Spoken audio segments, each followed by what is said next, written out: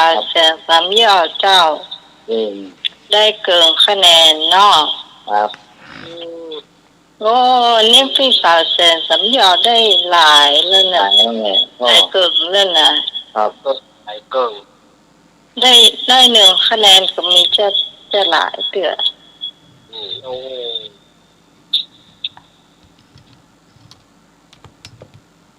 ผมได้ตั้งได้กะว่าที่สักกรรมกว่าอ๋อเป็นยังก็ค่อยโกรธเอานะหมดแล้วเนาะช่วงของเพลงเนาะเจ้าช่วงต่อไปเดี๋ยวเราจะขอประชาสัมพันธ์น้อยหนึ่งนะเจ้าสำหรับคนที่ช่วยเนนตะวันมาเนาะ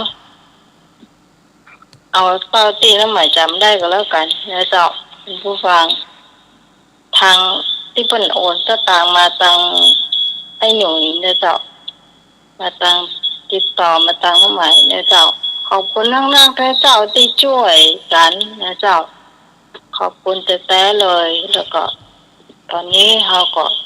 มอบเพื่อนแนนไปแล้วนะเจ้าเป็นเงิน10,000 บาทด้วยกันนะเจ้าสำหรับคุณผู้ฟังที่ให้หอมมา100 บาทก็มีไอ้นึกนะเจ้า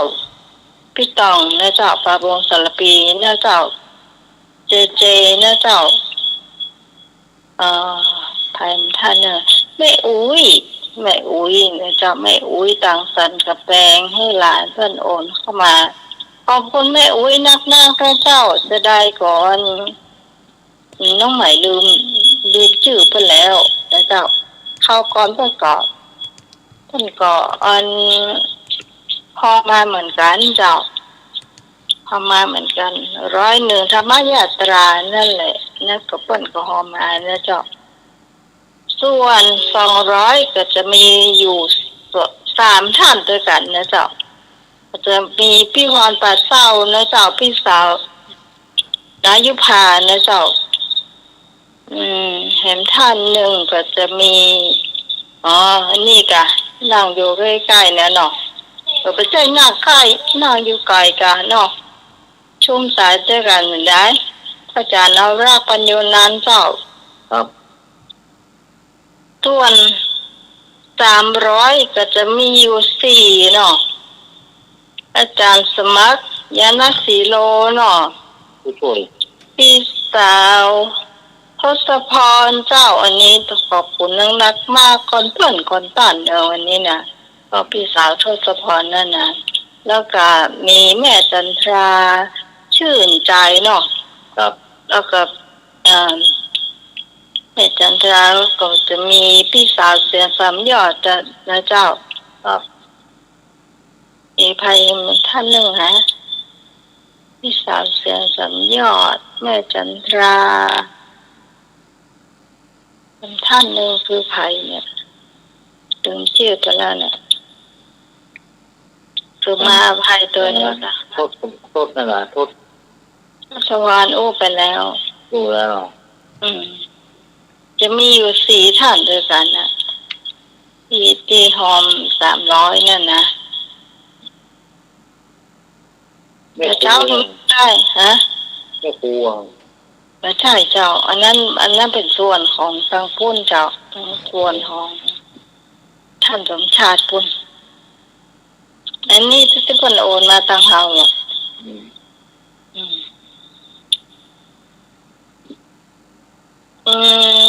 เดี๋ยวคนเนอะ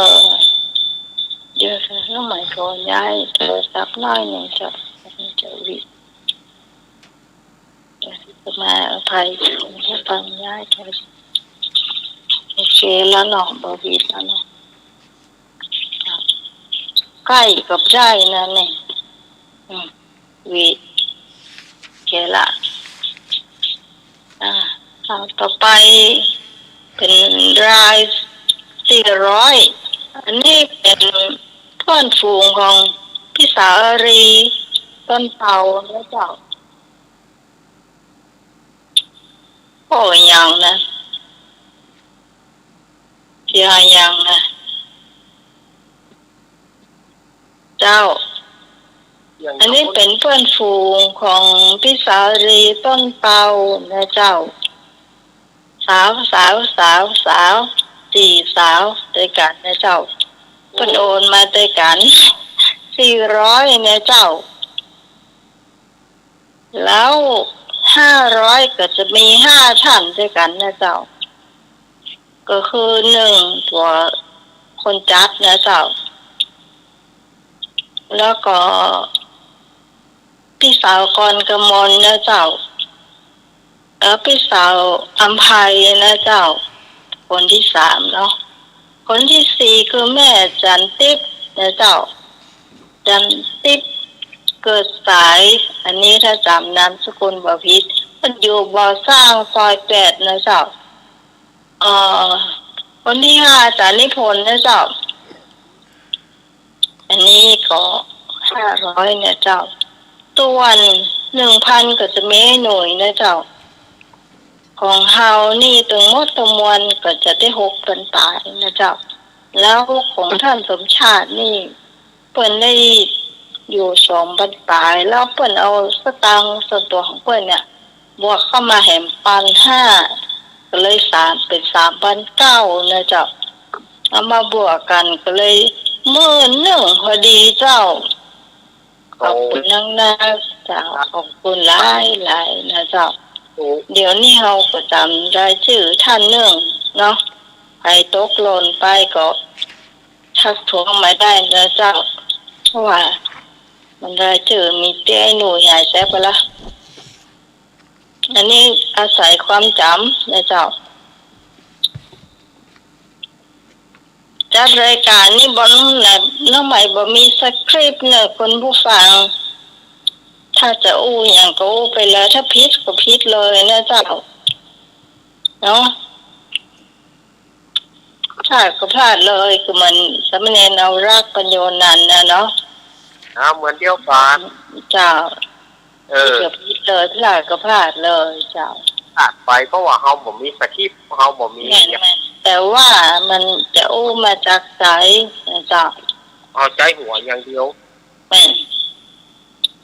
ใจความคิดอย่างเดียวความจำอย่างเดียวจ้า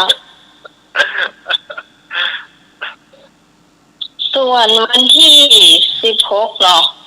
ของเนนเนาะ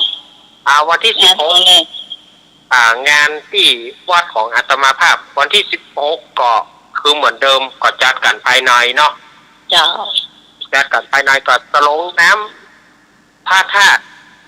พระเจดีย์พบโชคทวีศรีสันเหมืองชื่อเต็มนะถ้าเรียกว่าพระธาตุเจดีย์ศรีสันเหมืองก็ได้ก็จะมีการส่งน้ำวันที่16เมษายนก็พระทายญาติโยมอยากจะมาเอี่ยวก็น้อมเจริญพรได้เนอวันที่16ก็ยังเหมือนเดิมเนอครับเจ้าสำหรับวันที่21เมษายนนะเจ้าก็จะเป็นส่งน้ำครูบานะเจ้าผ้าภัยสารทะคนสมัครยังบ่อู้ห้องอู้แหละส่งน้ำครูบาครูบาโสภาพระอภัยสารทะสังฆปาโมกเนาะอดีตเจ้าคณะจังหวัดเชียงใหม่รูปแรกก็ดูพระอาจารย์พระครูสมุวิศวัตเนาะพระอาจารย์ก็จะนิมนต์พระสงฆ์สามเณรเนาะ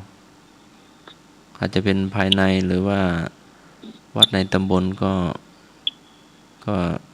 ดูพระอาจารย์อีกทีเนาะเจ้าแล้วก็จะมีการถ่ายทอดสดตัวนะเจ้าการถ่ายทอดสดตัวคุณผู้ฟังจะดูได้จาก YouTube หรือว่าFacebook นะเจ้าคนจะมีการถ่ายทอดด้วยเนาะเจ้าเครื่องอยู่ห้านมีสปาสเปซอยู่ห้านเนาะมาถ่ายทอดสดได้เนาะ นั่นนะกัน อื เนาะ มโอ้ทอดมีงานถึงเสือต้องถ่ายทอดสดกันเนาะ เอ้า แล้ววันที่21เหมือนกันเจ้า21ถึง24เจ้าจะมีการถวายพระเพลิงถวายเพลิงศพเจ้าท่านพระครูเอ่อมงคลสิริวงศ์เจ้าอดีตเจ้าคณะตำบลเมืองแก้วอดีตเจ้าวาดวัดดอนตันนะเจ้าก็จะเริ่มงานตั้งแต่วันที่21เป็นต้นไปนะเจ้าก็จะราธนาสรีระร่างของท่านพระครูมาสู่เมนนะเจ้านกหัสดีลิงตอนเวลาสัก4 โมงแมลงหรือว่า16 นาฬิกานะเจ้าก็มีพระสงฆ์16 รูปนะเจ้าส่วนวันที่22 23นี่แต่ละวันจะมีการเทศน์สรรสวดทุกวันนะเจ้าประมาณ30 รูปทุกวันก็วันที่24วันสุดท้ายนั่นรู้สึกว่าจะหนักเนอะเจ้าถ้าผู้รักผู้ใหญ่เนาะถ้าผู้รักผู้ใหญ่รู้สึกว่าจะมีของพระสายหินเฮาอยู่ก่อยนะใบนิมนต์ไปถึงแล้วเนาะ เจ้า เจ้า วันที่24เนาะนะไหม เจ้าในวันที่24นะก็จะมีผู้รักผู้ใหญ่ทั้งนั้นนะเจ้าค่ะเขาก็คงจะประชาสัมพันธ์เอาไว้เจ้าอีนะเจ้าส่วนประชาสัมพันธ์อย่างอื่นนั่นก็คงแบบมีเสื้อนะเจ้า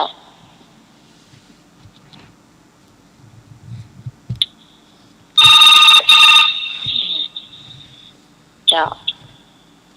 เจ้า เจ้าต้องหมาย เจ้า ที่ก็ขออนุญาตประชาสัมพันธ์งานบุญของวัดต้นหินไหลอะเจ้าคือเปิ้นจะมีผ้าป่าเนาะแต่กระทาเปิ้นเจ้าบ้านเปิ้นขาดปัจจัยเจ้าคือวัดต้นหินไหลนี่บางคนก็รู้จักเนาะเปิ้นอยู่ตำบลแม่ปางอำเภอพร้าวจังหวัดเชียงใหม่เจ้าบ้านเดินแม่ปางนี่อยู่บนดอยเจ้าชาวบ้านประกอบอาชีพอันเก็บใบเมี่ยงเจ้าพอดีที่วัดต้นหินไหลนี่อันศาลา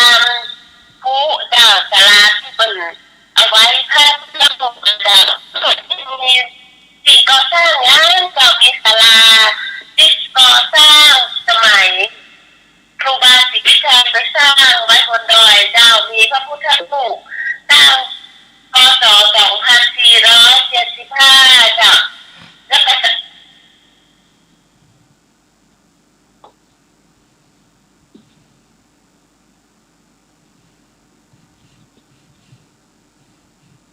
สมาภัยตัวนะเจ้าคุณผู้ฟังสมาภัยตัวนะเจ้าประตันในมือ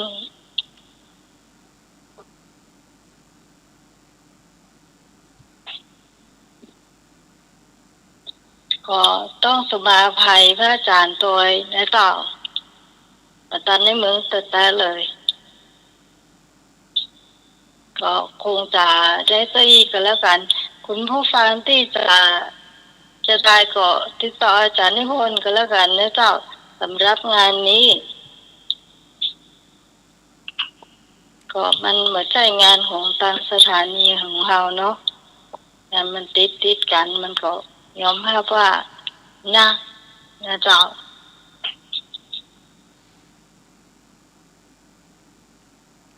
ต่อไปนะเจ้าเราก็จะมาเรื่องของพุทธประวัติแล้วเจ้าคุณผู้ฟัง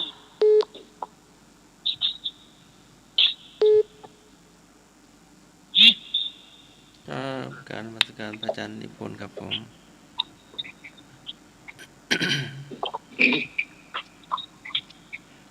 กับนวัตการไหว้ศาลท่าน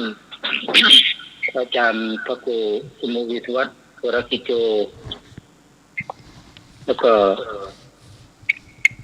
กราบนมัสการท่านอาจารย์สมัคร ครับผม ผู้ช่วยเจ้าวาดใหม่ๆจริง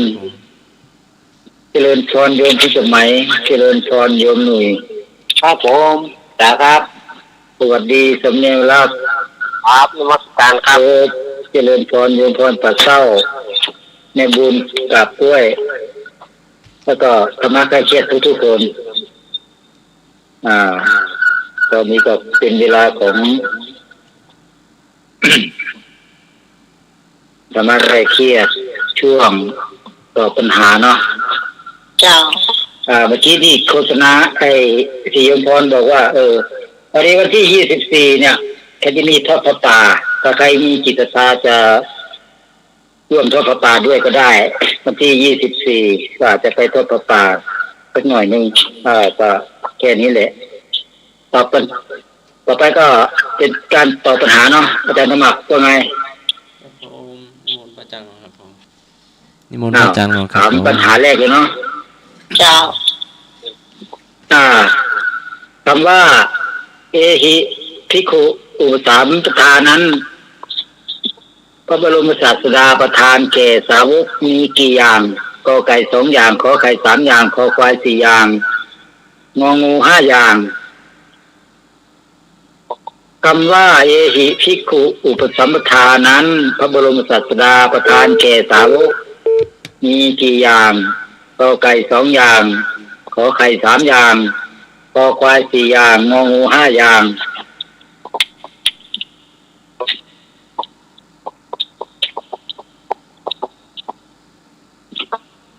เสียงพัดลมไผ่ดังเข้ามาเจ้า ไม่ว่าเราขอไข่เจ้า โยมพร เจ้า เจริญพรโยมพร ขอไข่ ไอ้ในเล้าแม่ละ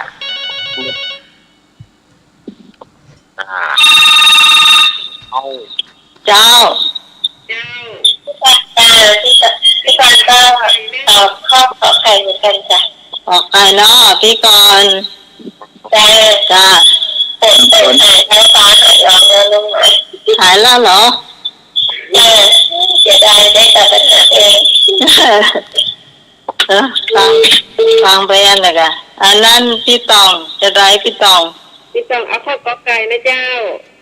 เจ้า เอากอไก่ต้มนกเด้อ ไก่กุ้งนก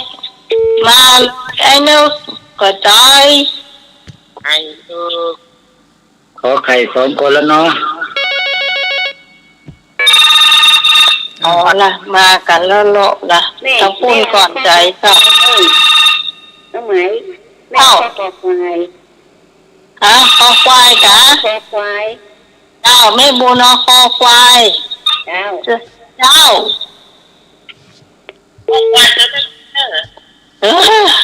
พี่สาวเสียสามยอดเจ้าคอควายเนาะเจ้า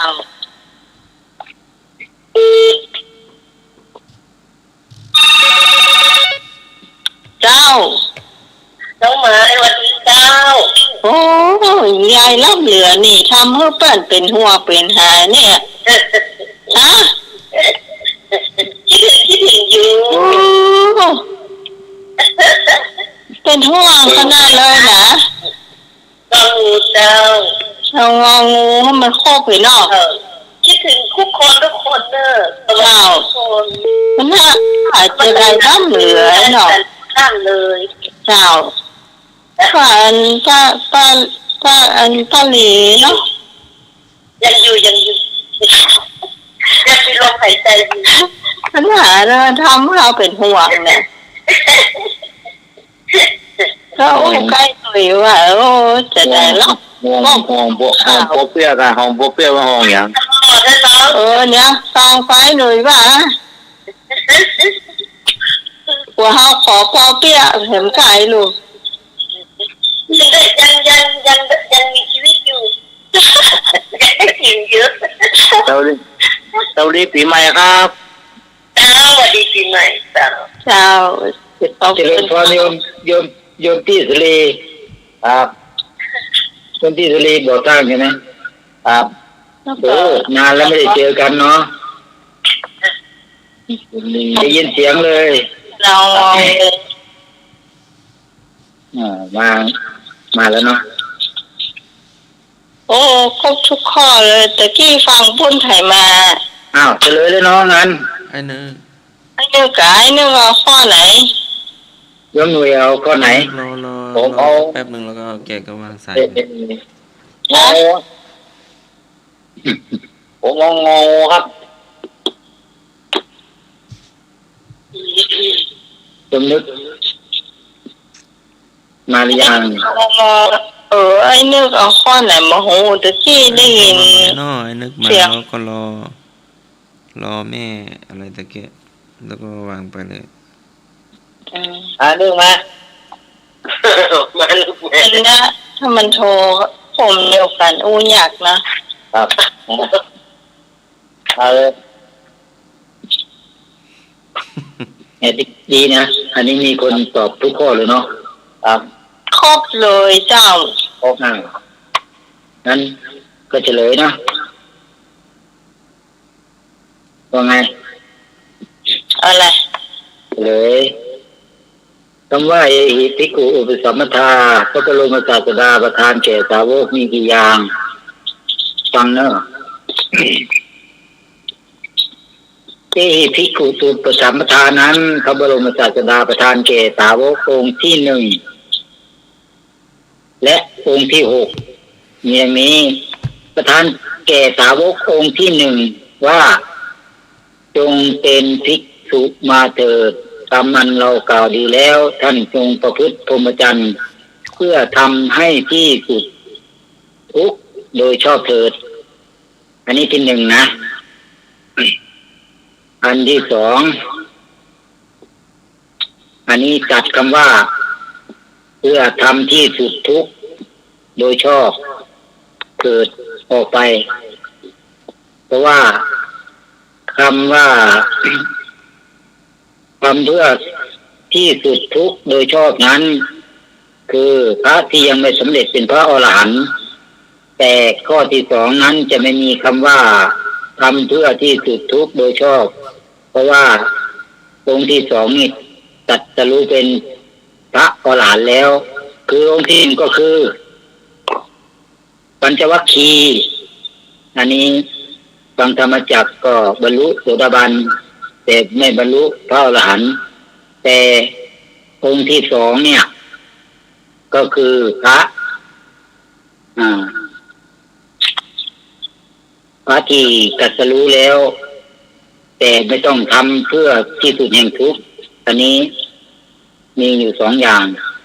ก็คือพระยะสะกุลบุตรซึ่งเป็นองค์ที่ 6เป็นคำตอบฉะนั้นก็ตอบที่ถูกต้องก็คือขอกอไก่2อย่าง ก็ไก่พี่ตองเจ้าแม่นก็ ที่สอง พี่ตองกับไผ่ท่าน1รู้สึกว่าคนเดียวมั้งคนเดียวครับ หืม ที่สองคนเดียวครับ จ้า ขอไก่มีโยมพรกับโยมกรครับออกไปรู้สึกจะเป็นแม่บุญดีงองูจะเป็นโยมหนุ่ยครับโอเคคุณมีใครจะสมัครจะถามต่อหรือไง ครับผม ท่านสมัครถามเล นิมน ย ต์ครับนิมนต์ เป็นพหูสูตรคงแก่เรียนเป็นผู้มีสติระลึกได้และความตื่นตัวตลอดเวลา 3. เป็นผู้มีวิธีจดจำพุทธวจนะเป็นอย่างดี ข้อ 4. เป็นผู้มีความเพียรพยายามอย่างยิ่ง ข้อ 5. เป็นพุทธอุปถากรับใช้สนองงานพระพุทธองค์เป็นอย่างดี ถามว่าพระพุทธเจ้าให้เป็นเอตทัคคะทำ5ข้อนี้แก่พระรูปใดกอไก่พระอานนท์ขอไข่พระนันทะคอควายพระอนุรุทธะงองูพระลาหุน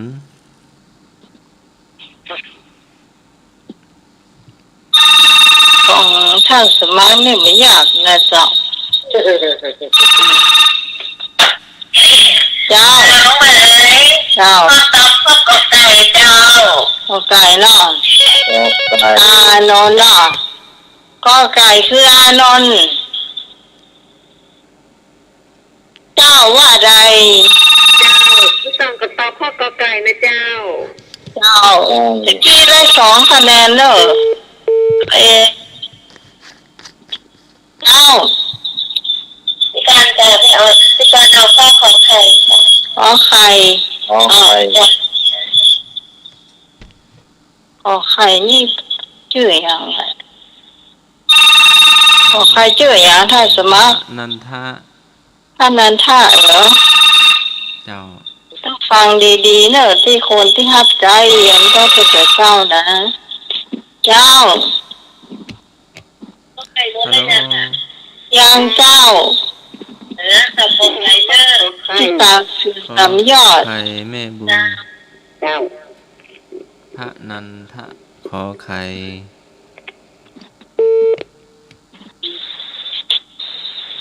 ที่สุมารีห้องข้อไหนครับ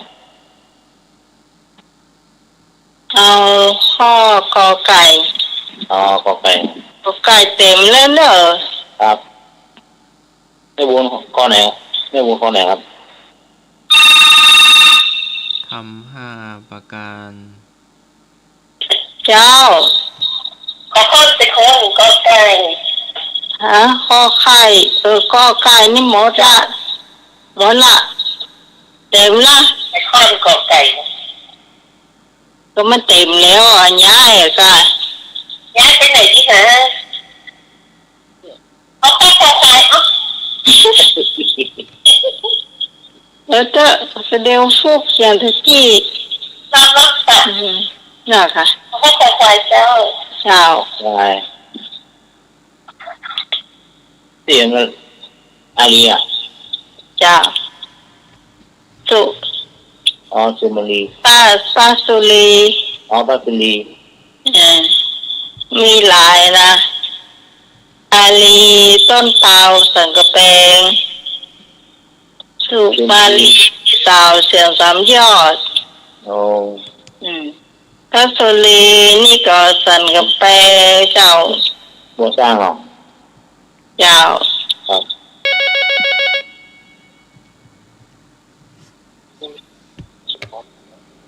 ว่าแต่ครับ อายนึก อ๋อมันเต็มเห็นเนาะ อืม อ๋ององู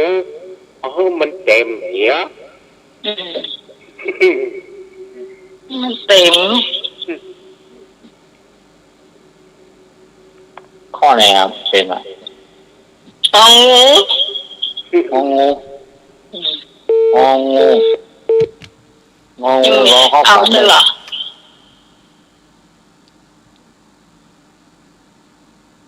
เอางูนี่เต็มแล้วเนาะ งองู เต็มไม่ใช่เต็มหมดนะคือเต็มทุกข้อ อ๋อครับไม่บุญข้อไหนมูด่ะ คอควายจ้ะ อ๋อขอควายอ่ะ แม่นเขาเนอะเพราะว่าใหญ่ตื่นมาเลยแล้วถ้ามันมีหลายข้อมันยุ่งนะ นี่มีตรงนี้ล่ะเนาะ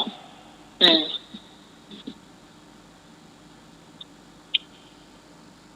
ถ้ามันจะนี้มันก็ตรงนี้ บอก แต่ตู้แดงว่านะคะถ้ามันเหมือนนี้มันก็ต้องเหมือนนี้ตัว ถ้ามันนี้ก็นี้แก อืมเฉลย พระนนท์เป็นพระอรหันตสาวกพระพุทธโคดม ทรงยกย่องว่าเป็นเอตทัคคะผู้เลิศกว่าภิกษุ สาวกทั้งหลาย500 ประการเนาะตอบข้อกอไก่พระอานนท์เนาะ ครับ ท่านนท์ตอบ3ท่านด้วยกันนะสิ เป็น เกียนะ ผู้สูตรผู้มีสติ ผู้มี ความจำดี ผู้มีความเพียรแล้วก็เป็นพุทธอุปถากพุท พ ธ อ เจ้า นอกจากตัวมาไผ่ฮะ พี่ต้องครับ พี่ตองเนาะ ครับ ถ้าไผ่ตัวมัมท่านหนึ่งอ่ะ ที่มีสามยอด อ๋อพี่สาวเสียงสามยอดเนาะ ครับ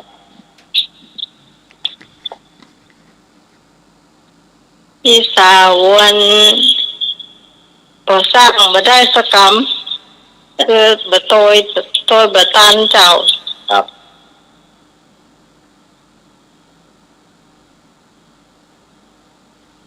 ข้อต่อไปอาจารย์นิพนธ์เจ้า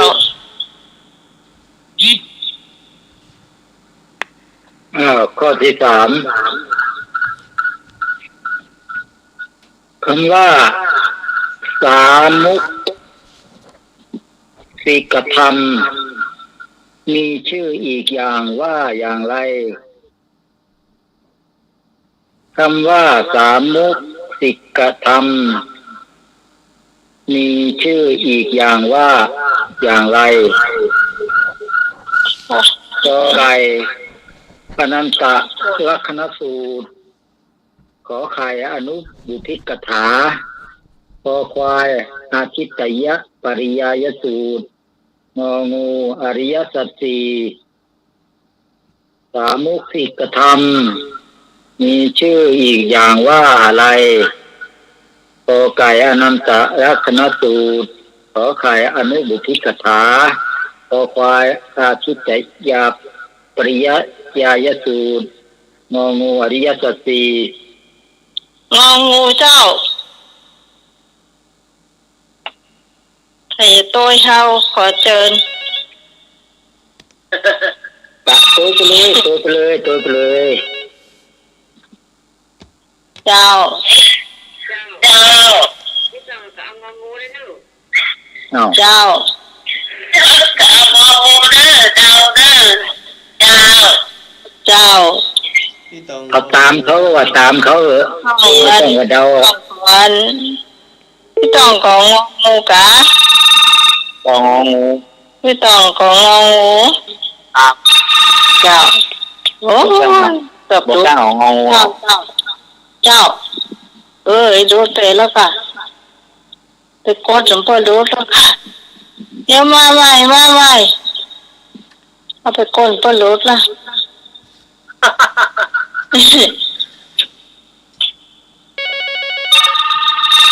อันดาวพ่มกันให้เจ้า หายข้อคอนะเจ้า ออกควาย เจ้า ออกควายอาที่ปรับหรือยายสูตรเนี่ยนะโอเค สี่ พี่สาวสุรีนะคะสุรีก่อสร้างนะคะ ครับ เจ้า เป็นเงินมือคอยเด้อ งองูตัวพี่สาวเสียงสามยอด เจ้า เจ้า เจ้า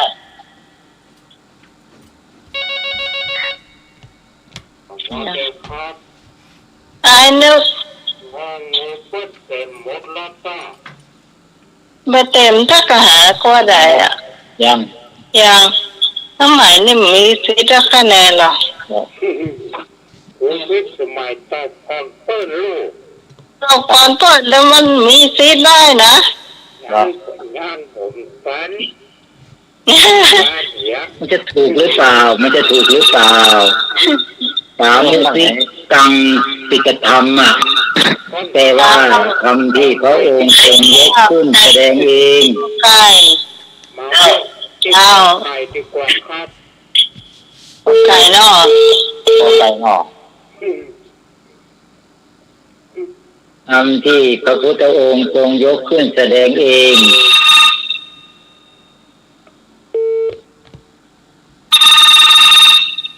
เจ้า เปิดข้อคอควายจ้า ออกควาย ออกควาย ทำไมเสียงเหมือนจะง่วงนอนจังเลย เหนื่อยมาไม่ได้ทำโอนที่ไหน ถ้าง่วงไม่ไหวก็หลับไปเลย ไม่หลับเพราะว่าฟังอยู่ เออมันทรมานตัวเองเนาะ งานก็ ใจ ท สู้ใจสู้เสีย ำเอาไปดูเปิ่นได้ใช่ยัง เพิ่นต้องตัวปลอสีรับอ่ะตัวมันเหมือนรับคาโคคาคุกคาใจ อย่างพี่อภัยอย่างแฟนกะ ครับ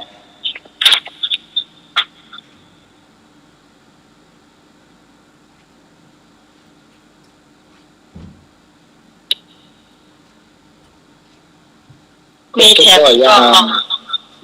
ก็ทุกข้อหรือยัง มี ถ้าคอใครถ้าคอใครครับผม เอาไว้ที่ฟังย้ายมาขอใครเด้อ เจ้า ใครเนาะ เจ้า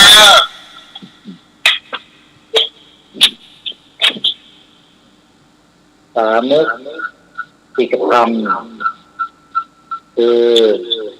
ทำที่พระพุทธองค์ทรงยกขึ้นแสดงเอง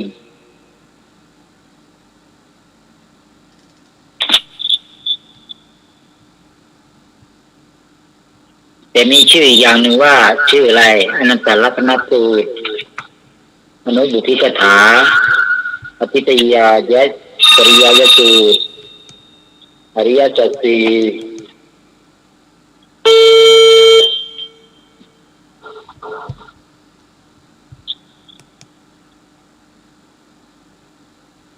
อาจารย์ประจักษ์สมัคร ครับผม เก็บให้หมดเลยยังไหนอยู่ต่อ น้ำไหมยังอยู่ครับผม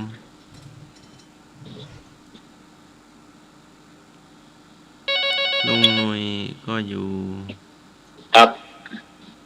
สำเนียงอาจารย์ละก็อยู่ตัวกันครับผม เฉลยเลยเจ้า สามนึกสิกธรรมแต่ว่าธรรมที่พระองค์ทรงยกขึ้นแสดงเองที่ได้ชื่ออย่างนั้นพระพุทธเจ้าทรงยกขึ้นเองประกาศให้เวนยจักรนั้นได้บรรลุโลกุตตรธรรมตามสมควรแก่อุปนิสัยและอินทรีย์ความสามารถโดยปกติเมื่อทรงแสดงอนุบุพิกถาแล้วขันธ์ทรงเห็นว่าผู้ฟังมีจิตอ่อนไกลจากนิวรณ์ควรแก่การที่จะตรัสรู้ธรรมซึ่งมีชื่ออีกอย่างหนึ่งว่าอริยสัจสี่ขอควาขององูเป็นคำตอบที่ถูกต้องเอา พี่พรย้ายไปเหรอฮะย้ายไปเหรอพี่พรเราไปได้เลยอ่ะ สับขาหลอกนิดหน่อยเองเลยเหลือสองคนใช่ไหม เรือพี่ตองก็พี่ตองกับอันไอ้นึก ยังไม่ได้กอไปอ่ะ ใจว่าไอ้นึกไปงองูหุ่น เมื่อกี้มี แต่ โยม ถาม โยม ว่า พรโยมพรกับโยมตองแล้วก็โยมใครอีกคนนะ ไอ้นึกนะไอ้นึกอันไปงองู นึก เอ ต่อไป อไอ้นึกไปงองูหุ่นแกถามว่าเต็มหรือยังน้องว่าบะเต็มเตื้อว่าน้องตาออกไปไง ฟังหน่อยฟังห มั น่ น อย จะขอแตนเนี่ย เจ้า เอาไว้ที่ตามที่อาจารย์ก็จะต่อก็ได้ค่ะต่อ เออ เนาะ วันนี้ผู้หญิงสามคนนิมนต์อาจารย์สมัครครับ เดี๋ยวก่อนข้อนี้ยัง มีสองคนโยมตองกับโยมเสียงสามยอดครับนี่ละ นึกเนาะไอ้นึกไปยืนยันแล้ว นึกกอไก่นึกกอไก่โยมนึกกอไก่ ไอ้นึกแต่กี้นะบอกว่างองูเต็มก่ ง อน องูนะงอ คุณ งู ได้ยินอ่ะ งองูนะไอ้นึก งองู เอาไอ้นึก คือ ยื ก็ นยัน ตอบไอ้นึกบอกว่าเพิ่นเต็มหรือยังถ้ามัน ฟังเสียง เต็มเสื้อยายนึกฮัลโหล ฮัลโหลฮัลโหล ตอบเลยเจ้าว่าได้ ตอบเลย ทำไมมาก็จะให้2 คนนะงั้น คือเขาตีเขาฟังพอเนี่ย ไอ้นึกบอกว่างองูเต็มหรือยังต้องหมายว่า ถึงแม้หมายตอบก่อนเนี่ยเขามีสิทธิ์ได้คะแนนแกบอกว่าอันขอแตนเหีย ก็ฟังประท้วงหมด เจ้า จังสันโทษอย่าต่อพี่นั่นน่ะงองูอ่ะ พี่พรตัดไปเจ้า น่าจะเสียงสัญญาต่อ เจ้าพี่พรก็เสียงสามยอดขึ้นมาแตน เรื่องตองเรื่องเสียง3 ยอด การพี่ตองนี่ขึ้นมาก่อนหรือว่าพี่เสียงสามยอดมาก่อน น้องไหมแล้วก็เสียงสัญญาจะหานะ เจ้าอ๋อแล้วพี่ตองกะ เจ้าแต่ เรื่องตองเรื่องเสียง3 ยอด แม่นให้อันแม่น แล้วก็ไอ้นึก โอเคอ่ะ จ้ะ เจ้า อ๋อเจ้า ใครแน่โยมตองคนแรกใช่ไหม ใช่อันพี่สาวอัน เสียง3 ยอด เสียงสามยอดแล้วก็พี่ตองคนที่สามพี่พรไปออกไปข้อนั่นแต่หรอกแต่พี่ได้2 คะแนนตอนนี้เดี๋ยวเจ้า แต่ครับ เจ้า แต่ว่าเป็นครับ เจ้าไอ้นึกว่า ผมตั้งกูเบิดสมัยครับ ตัวไอ้ โอเคโยม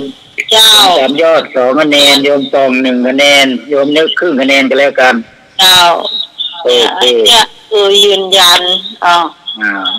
รอประท้วงอยู่นิมนต์ครับอาจารย์ธรรมครับ 53120525นะเจ้ามีอย่างก็คัดค้านได้เลยนะเจ้า พระมหากัสสปะได้รับยกย่องว่าเป็นผู้เลิศด้านใด ก็รู้ลาตีนาน ขอมีฤทธิ์มาก ขอมีบริวารมาก งอทรงธุดงค์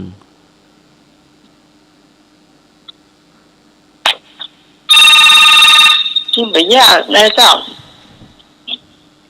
เข้า ใช่ตังงองูเจ้า เจ้า พี่พรหรอ เจ้างองู ครับ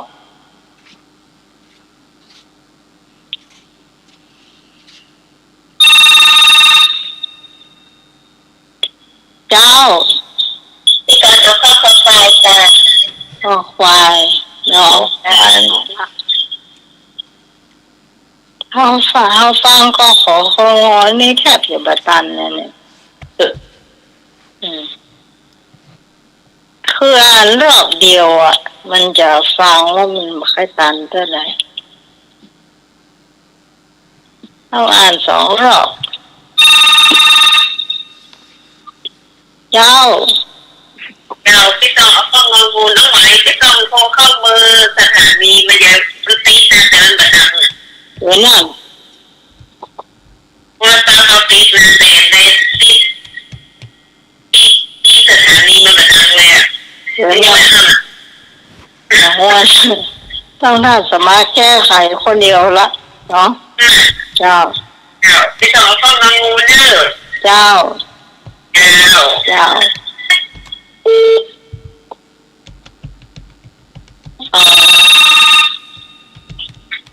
เจ้า แม่ก็ขอใจเดิน ขอไก่ก็งอกแม่บุญเจ้า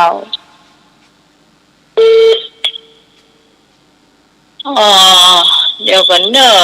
กอไก่นี่ไผ แม่บุญ ใจเพิ่นถามพุ่นท่านสมัครเจ้า ใจเด้อ พอไก่มี2 ท่านแล้วเนาะ นี่หลายเท่า พี่สาวเสียง3 ยอดเจ้า มันดี สาวเสียสามยอดใช่ดีคือเอกลักษณ์ของเปิดเนาะ ครับ เจ้า ข้อควายเจ้า อันนี้ปัสุรีบ่อสร้าง ต่อควาย เรือยาว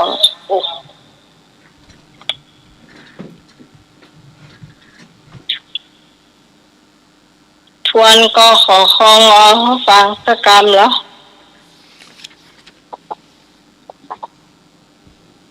พระมหากัสสปะพระมหากัสสปะได้รับยกย่องว่าเป็นผู้เลิศด้านใด ก็รู้ราตรีนาน ขอมีฤทธิ์มาก ขอมีบริวารมาก งอทรงธุดงค์ มันจะมีอยู่สองมหากัสสปะในเจ้าระหว่างคอควายก็งองูเนี่ยเอาคุณผู้ฟังตัดสินใจคนเดียว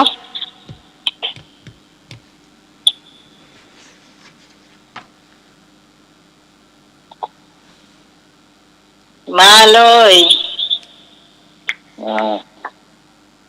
ใส่มากๆงอเข้าฝัน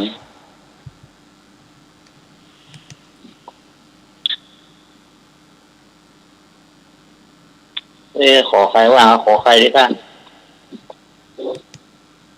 ทำใจกัน ครับ ขอใครยังว่าง ครับ ว่างเสมอ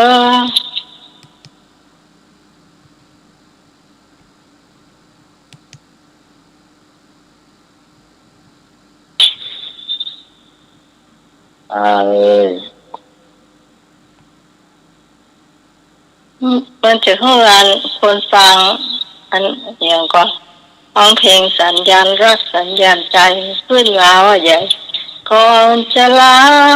ขอคำสัญญาสักหน่อยแล้วใกล้หัวไปเสียบสาวให้หน่อย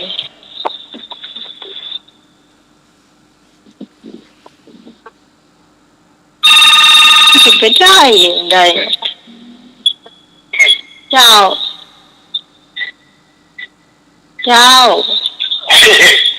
สวัสดีครับอาจารย์รักสัญญาณใจมาเป็นรายการลูก เรื่องห้องฟังเขา เราต้องกันร้านแล้วกันเถอะพ่อของไอ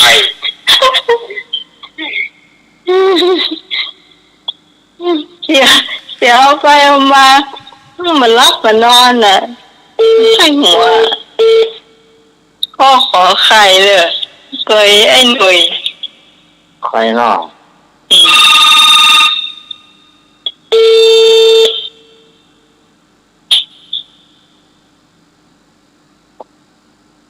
ครับ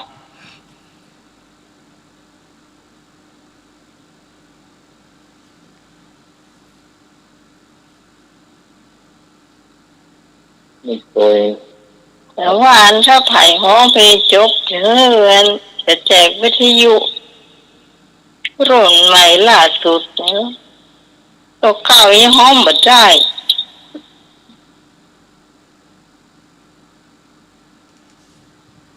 อย่าว่า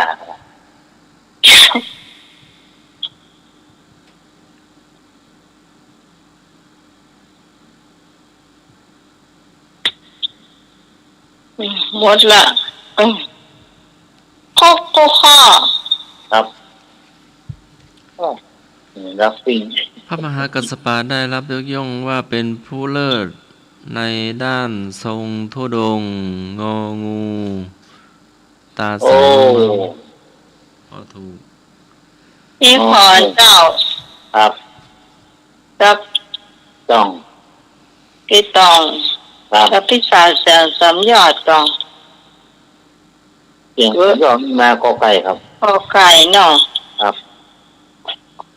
ที่สองคนกัน ครับ เพราะว่าอันพี่สาวเดียวกันได้สองข้อหนึ่ง ว่าเดี๋ยวจะกินเวลาของสามเณรเอาแล้ว ครับ เจ้าได้ด้วย4 ข้อได้นะเจ้า ครับ ต้องแบ่งเวลากันเป็นช่วงๆเนาะ ครับพอแล้วครับเรื่องนี้ หมดแล้วเจ้าเดี๋ยวท่านสมัครเฉลยก่อนเนาะ เฉลยแล้วเฉลยแล้ว เฉลยใครได้คะแนนตะเกียะพี่พร ผมพี่ตองครับ พี่ตอง2 คนนะกะ ครับ เจ้าพี่พรได้2 คะแนนพี่ตองได้1 คะแนนเนาะ ครับ เจ้าช่วงต่อไปเป็นช่วงของการเล่านิทานของสามเณรรากปัญโยนันท์นะเจ้า มาแล้วเจ้า วันนี้เนื่องด้วยใกล้ขึ้นปีใหม่ หรือว่าสงกรานต์ศรัทธาญาติโยมก็ถ้าว่าจะไปเอียวก็ขอให้เอียวแบบม่วนแบบงานเนอะ ถ้าว่าบ่ได้ไปไหนก็ทำบุญสูนตานกันตามมีญาติโยมโทรแม้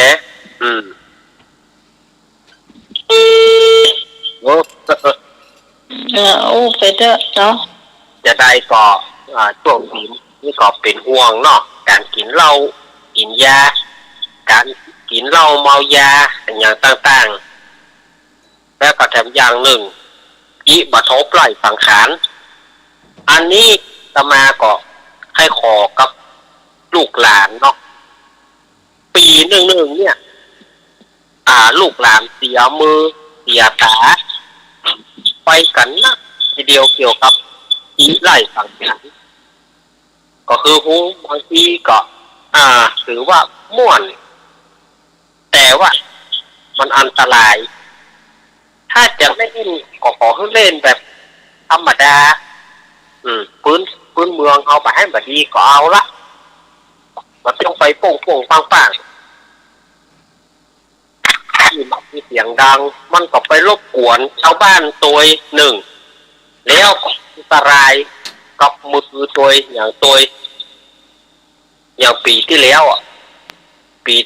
ก็มีการกำบุรีแล้วก็กำบะทบ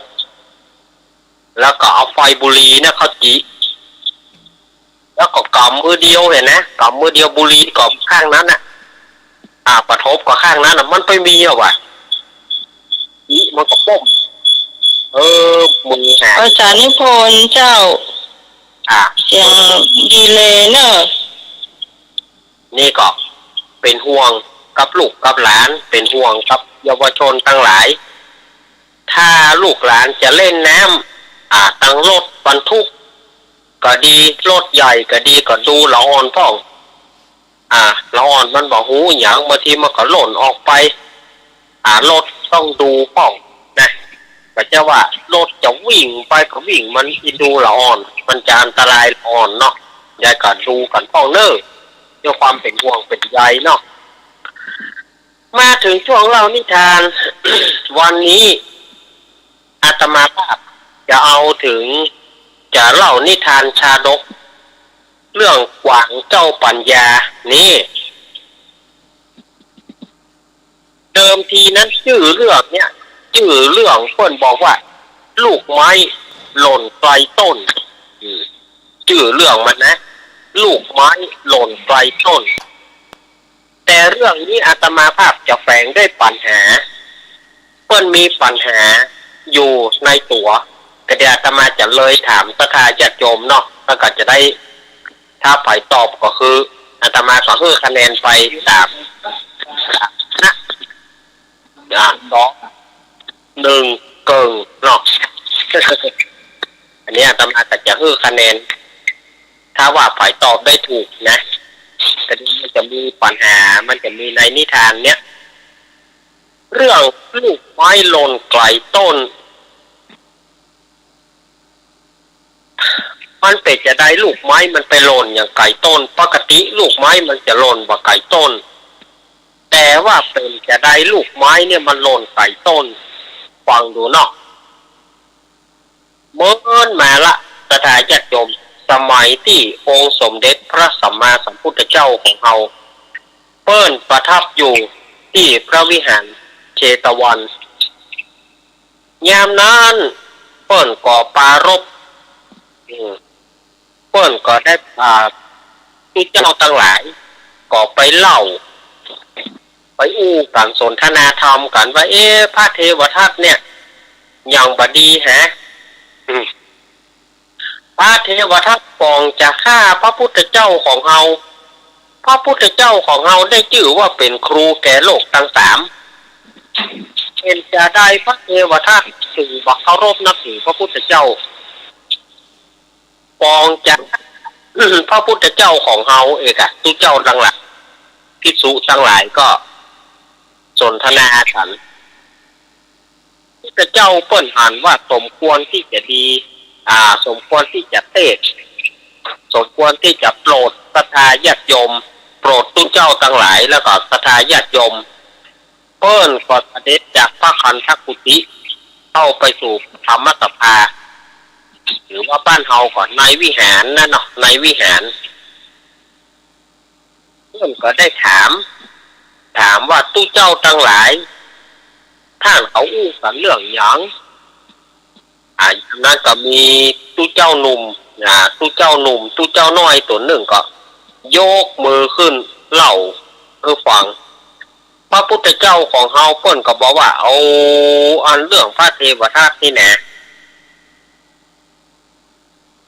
มองจะฆ่าเฮาเนี่ยบาดใจว่าชาติเดียวแม้แต่ชาติที่เฮาเป็นกวางเทวทัตที่เป็นพรานป่าก็เอาลูกไม้ขว้างหล่อที่เราไปติดกับดักแต่ว่าเอาใจปัญญาเอามีสติปัญญาที่ดีเอาจึงรอดตายนี่พระพุทธเจ้าคนว่าอีหรอกยามนั้นที่เจ้าโดนตะกี้ก็ขออาราธนาพระพุทธเจ้าคือเล่าทุกฟังอันนี้เปิ้นใส่กาบเพียหน่อยเหรอฮะนี่นะเปิ้นใส่ที่เจ้ารูปนี้เปิ้นใส่กาบมนต์พระพุทธโต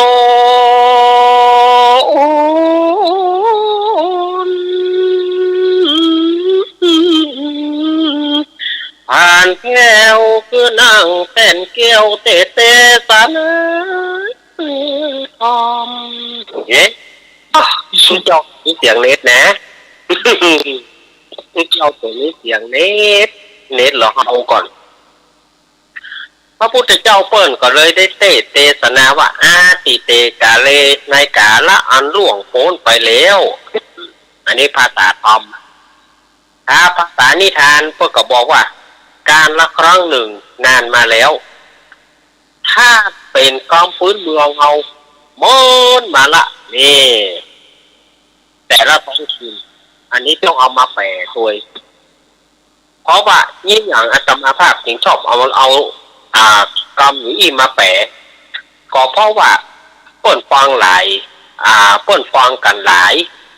บางทีเปิ้นอยู่ภาคกลางภาคใต้เปิ้นก็อยากรู้ความหมายของกรรมนี้เก้ากับผมอาตมาภาพก็เลยถือวิสาสะปรมายติก็เลยถือวิสาสะเอามาเล่าคือเปิ้นฟังทำเอามาอธิบายให้เปิ้นฟังกันซ้ำก็ยังมีพรานป่าคนหนึ่งเนี่ยพรานป่าคนนี้มักจะไปล่าสัตว์วิธีล่าสัตว์ของแกก็คือว่าจะอาศัยเอาลูกไม้อาศัยเอาผลไม้ต่างๆเนี่ยขว้างออกไปถ้าหากว่ามีสัตว์ตัวใดไปกินผลไม้นั้นนายพรานนี่ก็จะขว้างด้วยหอกแล้วก็ยิงด้วยธนูยิงด้วยปืนกำหนึ่งสัตว์ทั้งหลายก็ เพราะว่ามันมาอภัยคุณผู้ฟังโดยในเจ้าเสียงค่อนข้างจะโน้เสียงมาจากตรงไหนจากเลยหรือว่าจากนิพนธ์เพราะว่า เป็นการหล่อซักเถียก่อนเนาะในพานนี่นะก่อนอื่นก็ต้องขว้างผลไม้ไปเมื่อขว้างผลไม้ไปเนี่ยถ้าซัดตัวใดไปกินก็จะถูกหอกขว้างแล้วก็จะถูกปืนยิงแถมครั้งหนึ่งก็จะเอาไปขายพ่องเอาไปเป็นอาหารพ่องนี่นะปอดพวกขวางปานควายป่างัวป่ามักจะเป็นเหยื่อของนายพรานผู้นี้มีอยู่ครั้งหนึ่งนายพรานผู้นี้ก็ไปขึ้นแต่งซุ้มอยู่ที่ต้นกระบอกเอาละก็เดี๋ยวอาตมาจะถามนะว่าต้นกระบอกเนี่ยศรัทธาญาติโยมเป็นภาษาบาลีเนี่ยต้นกระบอกแล้วภาษาบ้านเฮาฮ้องว่าอันหยังเดี๋ยวอาตมาจะถามเป็นปัญหาเนอะนายพรานนี่ก็ไปแต่งซุ้มอยู่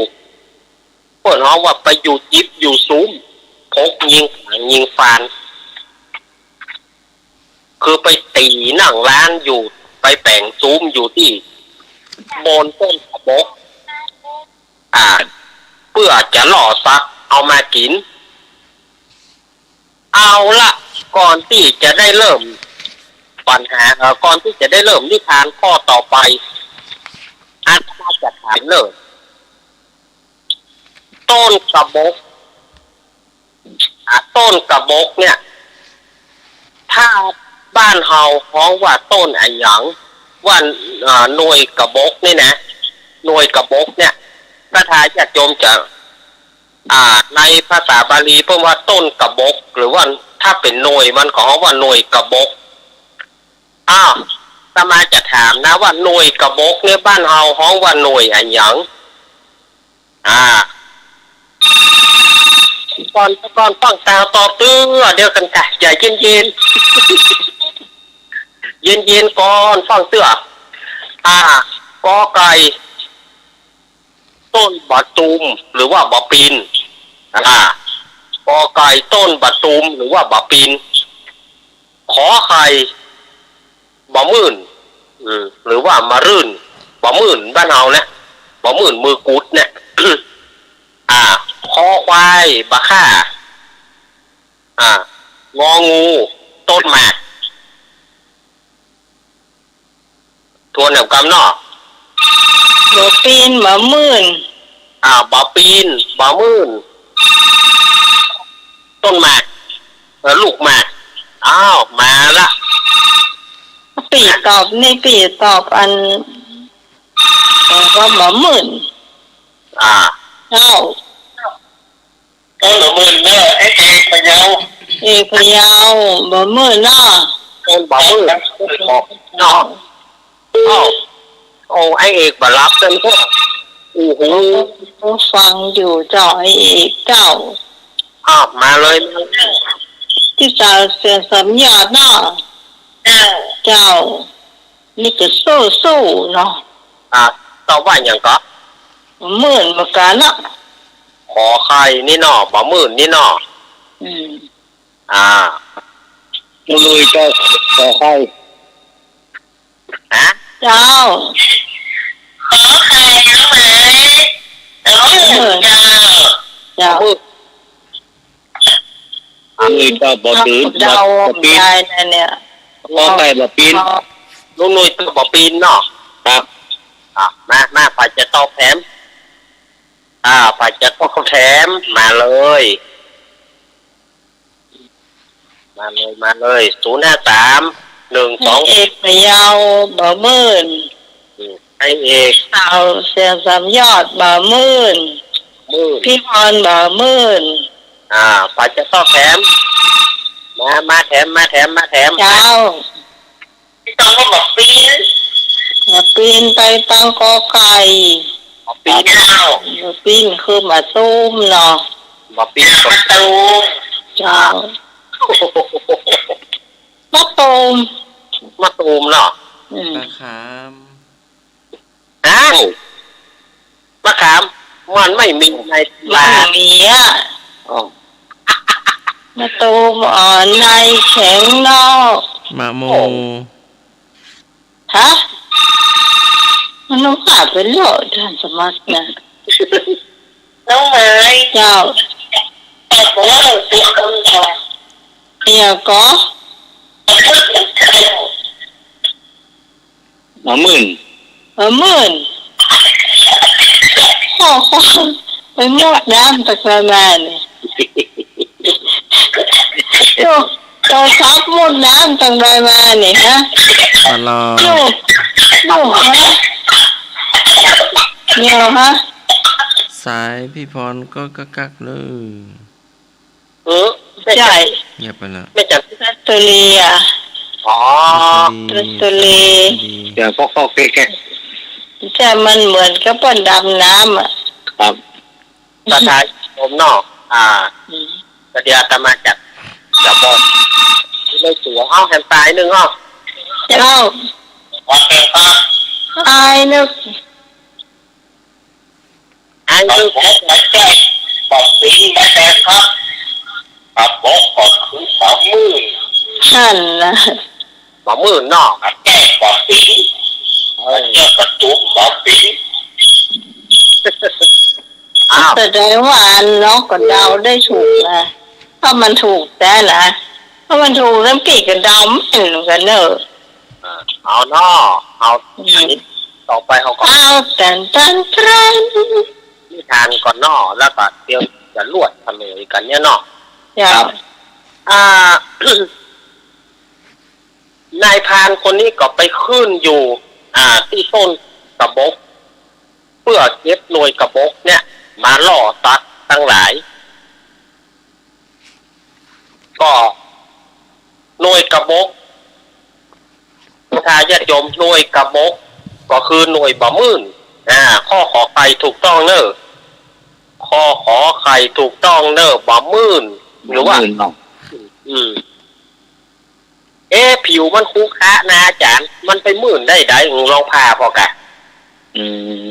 ก็ผิวมันคุคะอันนะแต่คนได้ไปพาแบบนี่ก็มีดถลายเข้ามือเนอะเนี่ยเพิ่นฮ้อง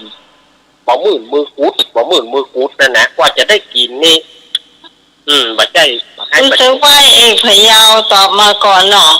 ให้เอกตอบมาก่อนตะกี้ เจ้า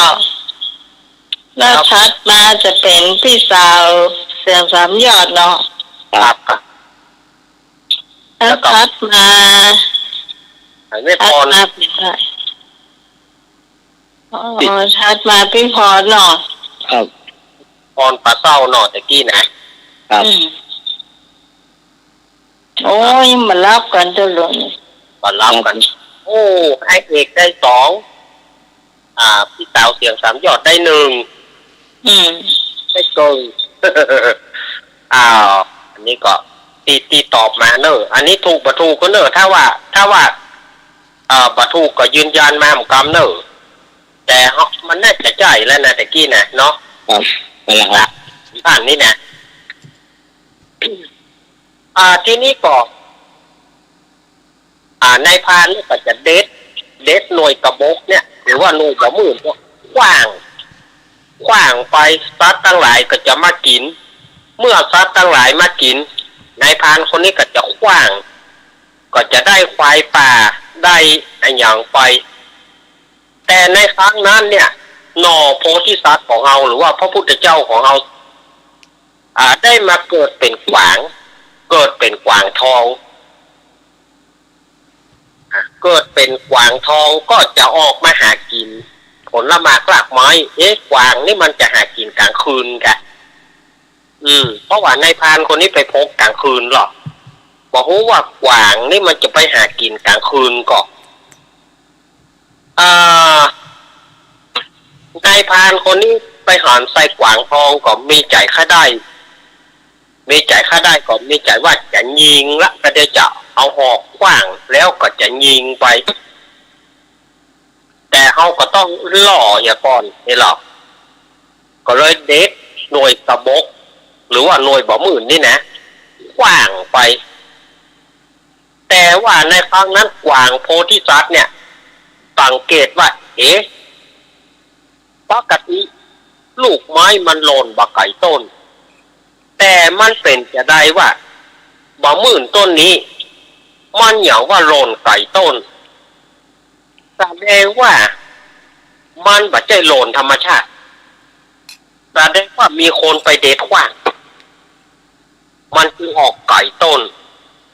ถ้าว่าเอาไปกินเขาก็คงเต็ดมันได้นี่จะเป็นคนอาจจะเป็นคนเด็ดขว้างหรือว่ามันหล่นเองก็ต้องแง่นพอกันละกวางโพธิสัตว์เจ้าเนี่ยก็เลยแง่นพอก็ไปหันใส่นายพรานเนี่ยแต่งซุ้มอยู่หน้าโพกกวางโพกปานอยู่หั่นกวางโพธิสัตว์เจ้าก็เลยบอกว่านายพรานเฮ้ยถ้าท่านอย่าหากินกับทรัพย์ตัวอื่นก็พอจะได้อยู่ที่ใช้วิธีอย่างนี้แต่จะมาใช้กับเฮาผู้มีปัญญาเนี่ยใช้กับเฮาบ่ได้เพราะว่าลูกไม้ที่ท่านขว้างมาเนี่ยมันขว้างไก่ต้นโลนใกล้ก็อาจจะมีทางเขาก็อาจจะเสียท่าท่านเหมือนกันแต่นี่ท่านขว้างไปไก่ต้นเขาจึงพอด้วยปัญญาเขาแล้วเขาหูแล้วว่าลูกไม้บ่ใช่เป็นของธรรมชาติท่านเอ้ยอย่าได้ทำบาปแถมเลยเกิดมาเป็นคนตึงเตื้อผู้มีศีลรักษาไว้ขอให้ท่านรักษาศีลแล้วท่านจะบอกไปลงอาบายว่าแล้วกวางโพธิสัตว์ก็ปิดคืนไปสู่ป่าตามเดิมตั้งแต่มาในพานเนี่ยก็มีละอายแก่ใจมีความละอายบัดชาอยู่จิบอยู่ซุ้มที่ห้านแถมเลยอันเนี้ยศรัทธาญาติโยมอาตมาถึงบอกว่าลูกไม้มันขว้างไปไกลต้นถ้ามันขว้างไปใกล้ต้นนี่ก็อาจจะได้กวางโพธิสัตว์เหมือนกันแต่ด้วยเหตุว่าขว้างไปไกลกวางโพธิสัตว์นี่เพิ่นมีปัญญาแล้วเพิ่นพอแล้วว่าปกติเนี่ยหน่วยบ่หมื่นเนี่ยมันน่าจะหล่นใกล้ต้นมันอันนี้มันหล่นไปไกลแสดงว่ามันไม่ใช่ธรรมดานี่อันนี้ต้องยกปัญญาคือกวางโพธิสัตว์เนอะเป็นปัญญาที่เลิศเนอะเป็นถึงแม้ว่าในครั้งนั้นเปิ้นเป็นสัตว์เดรัจฉานแต่ว่าเปิ้นมีปัญญาเอาตัวรอดได้นะบรรดาญาติโยมนะยินดีกับท่านที่ปลูกตัวเนอร์ตะกี้เนาะท่านที่ได้คะแนนไปอาตมาเล่าก็คูคักๆหน่อยเนาะสุมาอภัยตัวเนอร์แต่เล่านิทานอย่างนี้นะนี่มีกันเส้นหลายอย่างแล้วกันเนาะครับสอนคนสอนหลายอย่างแล้วกันเนาะนะคะก็ดีกะมันได้พานเนี่ยหูละอายแก่ใจหรือมันอายหรอเพราะว่าถูกกวางสอนมันหรอถูกกวางสอนก็อายเว้ยบักข้ามาแล้วห้ามละบอกไปแป่งกิ๊บแป่งซุ้มอยู่ห้ามละ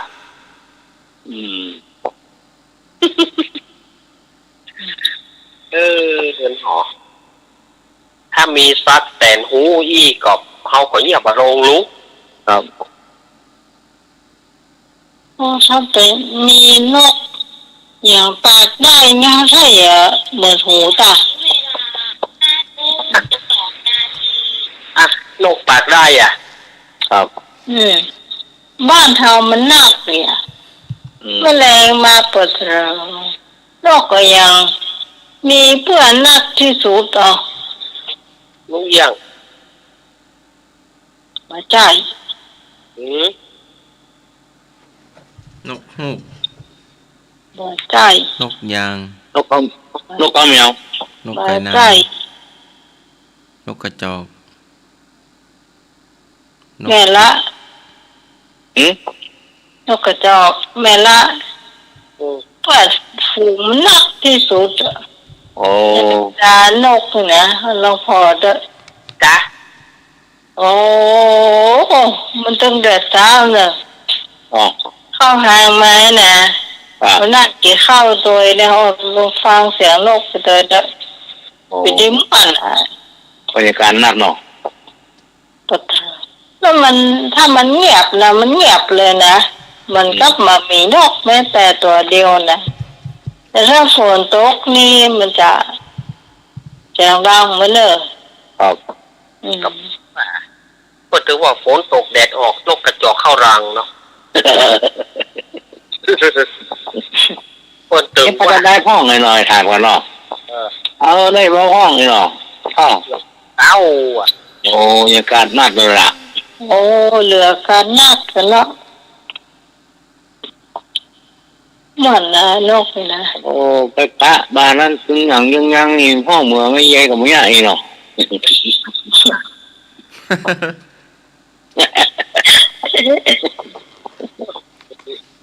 แต่ว่าไปนี่โน้เข้านัดแต่ว่าป้ากินบุญนี่เนาะ โอ้แต่ว่าตาหินมันไม่ได้กินเลยเนาะ นะ เล่นบ่ห้องกินเลยเนาะ ห้อง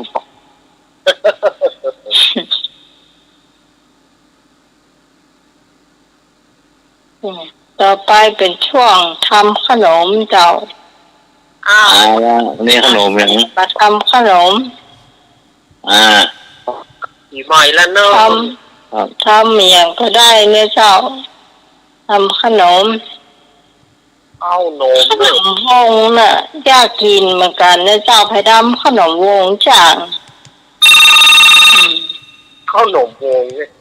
นี่ไงขนมวง ทำเหมือนกันนะเจ้า เจ้ารู้ไหมวันนี้จะทำขนมนะเจ้า เจ้า ขนมคอนโดของโรงเรียนเจ้า ฮะ ขนมคอนโด คอนโดคือขนมจานนะเจ้า ให้ พ่อลำ ห เนาะ น่วย ข เจ้าน มคอนโดของโรงเรียน หนุ่มปะโดให้หน่วยเจ้าเฮาตุ่มมักก็ได้ โอ้ อันนี้เป็นสูตรโบราณครับ เจ้าเดี๋ยวก็เตรียมของก่อนเนาะต้องไหน เจ้า เตรียมของจะมีแป้งข้าวเจ้าเจ้า เจ้า อันนี้โบราณเนาะ ครับ เดียวสมัยใหม่เพิ่งใช้แป้งมันสับปะรดกันเงินแต่ใสเจ้าน้องไหม เจ้า เนาะโบราณเนาะก็ใช้แป้งข้าวเจ้า2ถ้วยตวงนะเจ้า เจ้า หัวกะทิ2ถ้วยตวงนะเจ้าน้ำตาลทรายครึ่งถ้วยตวงเจ้าแล้วเกลือป่นครึ่งช้อนชาเจ้า อืม เอาทั้งหมดมารวมกันเลยเจ้า ร่อนให้มันแล้วก็ เอาคนให้มันเข้ากันหมดเลยจ้ะเมื่อเข้ากันดีแล้วเขาแบ่งครึ่งเจ้าน้องไหม เจ้า แบ่งครึ่งก็ใช้สีผสมอาหารสีแดงจะใส่ไปส่วนหนึ่งเนาะจะได้แป้ง2ส่วนก็ใช้ถึงนะจ๊ะตั้งน้ำให้เดือดเลยอาคาเอาซื้อเข้าใจอาคาเข้าใจในให้เลยจ้ะปิดฝาให้มันพอถึงสักกรัมครั้งแรกก็ใช้สีขาวจากของซิมได้ใช้สีอาหารเนาะ เจ้า ใส่ลงไปราดลงไปในถาดนะเทลงถาดสักทัพพีหนึ่งนะจ๊ะให้มันเต็มถาดคือให้มันทั่วก้นถาดเนาะทั่วก้นถาดแล้วก็ปิดฝาเลยนะเจ้าน้องไหม เจ้า ปิดฝาพอใกล้จะแข็งตัวแล้วก็มันนิ่มๆมันแข็งตัวแล้วก็ใช้สีแดงราดลงไปที่1ทัพพีที่เต็มเนี่ยเต็มจานที่2เลยนะจ๊ะ เจ้า ขนาดนิดหน่อยนะเป็นขนาดเนาะเราก็ทำเดี๋ยวปิดฝาพอที่มันจะข้นเนาะข้นแข็งตัวหน่อยนึงเราก็เอาสีขาวเทลงไปจ้ะเป็นทัพพีตัวจานเลย แล้วก็สลับกันไปจนจานสุดท้ายจะเป็นสีแดงแล้วเจ้ารู้ไหม โอ้สีเขียวเหรอ สีเขียวอันนั้นใบเตยดูเอาสี เจ้า ทำได้สองสีก่อนรู้ไหม เจ้า ถ้าใครจะเอาสีเขียวก็ได้ สีเขียวใบเตยอ่ะมันหอม น่าจะมันหอมอันนี้มันจะมีสองสีก่อนจะรับมันไปจนเสี้ยนมือแป้งนะเนาะสุดท้ายมันจะได้สีแดงนะเจ้าสีแดงหน้ามันเนาะ เจ้า ปิดฝาให้มันปิดฝาไว้นึ่งไปมาสักเกินชั่วโมงจ้ะนึ่งไปสักเกินชั่วโมงแล้วก็ปิดไฟแล้วรอให้มันเย็นนะจ๊ะเมื่อมันเย็นแล้วเราก็มาตัดเป็นชิ้นใส่จานแดกกินไปเลยเจ้า โอ้ แล้วถ้าใครเอาสีแดงก็ใช้สีเขียวก็ได้ตรงไหนหรือว่าสีดอกอัญชันก็ได้เจ้า เจ้า จ้ะน้ำเดียวใหม่เดียวใช้แป้งมันกับใช้แป้งข้าวเจ้ากันแล้วจ้ะใช้แป้งมันล้วนๆเลยนะ อืม เราจะใส่ละนิ่มเดียวจ้ะ อืม นี่ก็จบแล้วเจ้า ล่างเพื่อล่างที่จงจ้าเนี่ยฮะ ว่าน่าจะมีขนมเปียกปูนเจ้า ครับ ว่าน่าเนาะจ้ะมันก็ขนมมัน ล่างเพื่อล่างที่จงจ้านะคือขนมจ้าระดับ เจ้าแล้วที่จบไปแล้วไม่ปูนเลยจะเป็นขนมอย่างพ่อเป็นแบบนี้จ้ะ ข้างบนแต่ขนมวงจ่ายอยู่ก้า จ้าเจ้าว งเป็นวงอ่ะเอาทำเสร็จแล้วก็กินกับน้ำอ้อยอย่างนะน้ำอ้อยเกี่ยวน้ำอ้อยเนาะ โอ้ขนมวงตัวร้านในร้านน้ำอ้อยเนาะ มันจะมีน้ำอ้อยอยู่ในถุงนั่น อืม เจ้าก็เจียวน้ำอ้อยเหรอแล้วก็เขาก็มีน้ำขนมวงเห็นติ่งหนึ่งอ่ะ อืม แล้วทำอย่างไรให้มันลำเลยกะ อืม ขนมวง ขนมวงเพลงไม่มีหรอก นะ เพลงขนมวงไม่มีหรอก มันมีนะสมัยก่อนนะขนมวงเนี่ยคนโห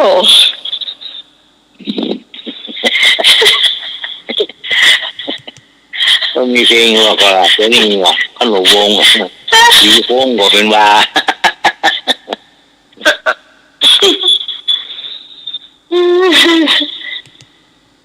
มันน้อยๆเนาะก็รอดข้อแขนเลยเนาะ หืม ขนมวงหม้อไม้ดีเนาะอย่าโนนัดเลยเนาะให้แม่ละจำได้ละ มันติด เจ้า สวัสดีครับ เจ้า ขนมวงมันมีขายเลย มันมีนะเดียวนะ มีแล้วเหรอ อืมมันความจริงมันเป็นของโบราณเนาะ เอาโบราณของโบราณ วงมือวงสีน้ำตาลนะเนาะ ไอ้เป็นน้ำวายลำนะ น้ำอ้อยเดี๋ยวน้ำอ้อยเอาน้ำอ้อยอันขนมวงจีเข้าไปเนาะ ครับ ครับปลาเดียวบอกมีขายเลย นั่นนะ ขาย อ้อมเดียวหมูจักเอาเนาะ พวกจักโดนัท ไม่ได้เป็นโนนัดไปละขนมวงอ่ะ โอ้มันคนละอย่างเลยเฮ้ยเนาะ เอาขนมโตกินก็ได้รู้ ครับ ขนมโต ตามขนมจานเลยเนาะนั่งซีจูจ้าเพื่อร่างนะสิลืมก็ลืมเลยล่ะ มันเป็นเปิ้งแต่เปิ้ง จ้านี่มีอย่างถามพ่อง นึกอย่าอ้อแล้ว นึ กะ ก อย่าอ้อแล้วกะ ยังท ไฟอะหยังบ่ร้อนบ่หนาวไฟอะหยังบ่ร้อนบ่หนาว ำเจ้า สวัสดีครับ เจ้า สุมานนะครับข้าจากสมัครสุมานนะครับผมขอถามอะไรเอ่ยอ้อนะครับ เจ้า ไปเลยให้นึกว่าเลย หนังอ้อวอแหวนน้ำหน้าออกไก่ตัวหลังมี5 คำ วอแหวนน้ำหน้ากอไก่ตัวหลัง ครับ วกไปวนมา ไปแก้เฉยเนี่ยไอ้ที่ถึงว่าวู้เวรเนี่ย เที่ยววัดเที่ยววา ไปแก้มันไอ้ที่ถึงว่าวู้เวรเนี่ย วันเน่า วัฒนธรรม วันเน่า แก้เฉย วัฒนธรรมประเพณีสงกรานต์ สงการที่ถูกแล้วครับ นางสงกรานต์ ครับสงการอันหยัง สงกรานต์ปีใหม่เมือง ใช่มันหนักวันอันหยัง สงกรานต์วันเล่นน้ แก้เฉย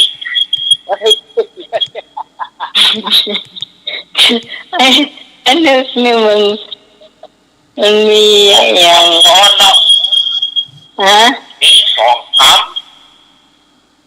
สงกรานต์ ระหว่างวันกับสงกรานต์นะ สงกรานต์ วันสงกรานต์ปีใหม่เมือง แก้ครับ วันปีใหม่เมืองสงกรานต์ แก้เย็น สงสงกรานต์ประเพณีสงกรานต์ประเพณีประเพณี การ นางสงกรานต์ แก้ นางกิรินีเทวี แก้ ไม่ใช่ ไอ้เหนียวมาเดิน วันสงกรานต์วันสงกรานต์ ระหว่างวันกับสงกรานต์นะ วันสงกรานต์เราไปวัด แก้เย็น รดน้ำดำหัวผู้ใหญ่ แก้ ใจ ใช่ วันสงกรานต์พากันไปจุด แก้เย็น สงกรานต์ปีใหม่เมือง วันสงกรานต์ ต้องไปว ไปขอพรผู้ใหญ่ ขอพรผู้ใหญ่วันเนื่องในวันสงกรานต์ ใช่ ส่งน้ำพระ มันมีกี่กรรมก็ มี2 ควันสงกรานต์ โอ้อันใดมันถูกก่อนไปเดือนนี้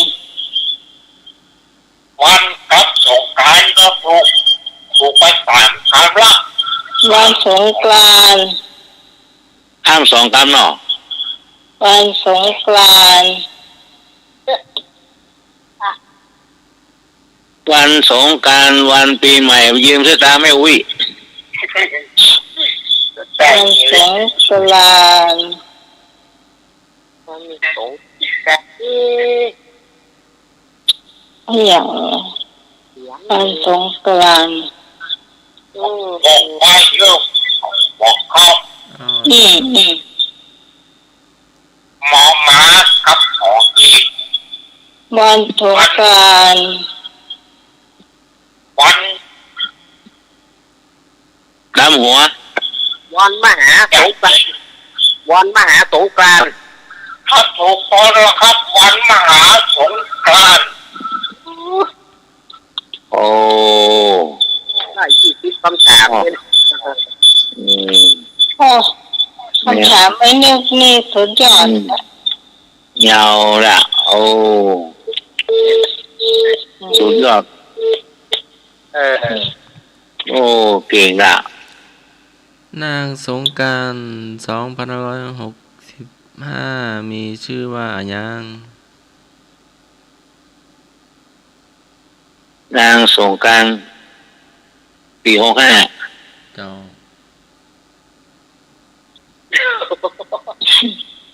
ไม่มีช้อยเหรอ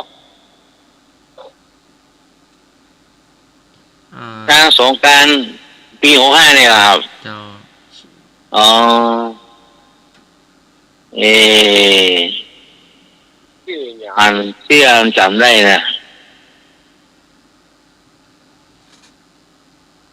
ใครจำได้โทรเข้ามาได้ในเจ้ามันเป็นแต่ละปีชื่อจะบ่เหมือนกันเนาะ อืม คนมี7 คนก่อนหรอ 7 คนเตียน เขาอู้ ที่มานพนั่นแอนก็ ธรรม จะ บา ไป ล ยมบาล ชื่อธรรมบาล ธรรมบาล คือตอบปัญหาเท้ามา จะปัญหาเท้าพรมอย่างก็มหาพรหม เท้ามหาพรหมก็คือเป็นลูกสาวมหาพรหมเนี่ยก็เลยอุ้มเอาหัวป่อเนี่ยคือความว่าสังขารร่องตัวเนี้ยก็คือลูกสาวของเท้ามหาพรหมเนี่ยเอาหัวป่อแห่ไปเขาไกลลาดคือนาง อืม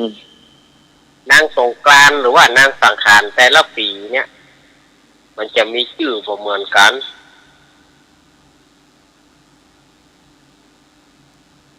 สงกรานต์65ชื่อพี่สมัยก่ะเจ๊ก่ะ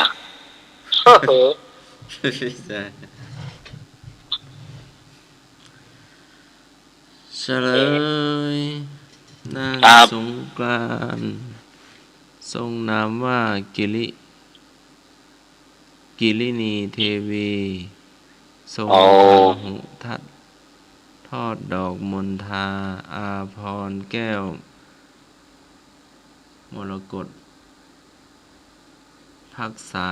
หารทัวงา พระหัตถ์ขวา ทรงขอพระหัตถ์ซ้าย ทรง ทรงปีนเสด็จยืน มาเหนือหลังกุญชรช้างเป็นพาหนะ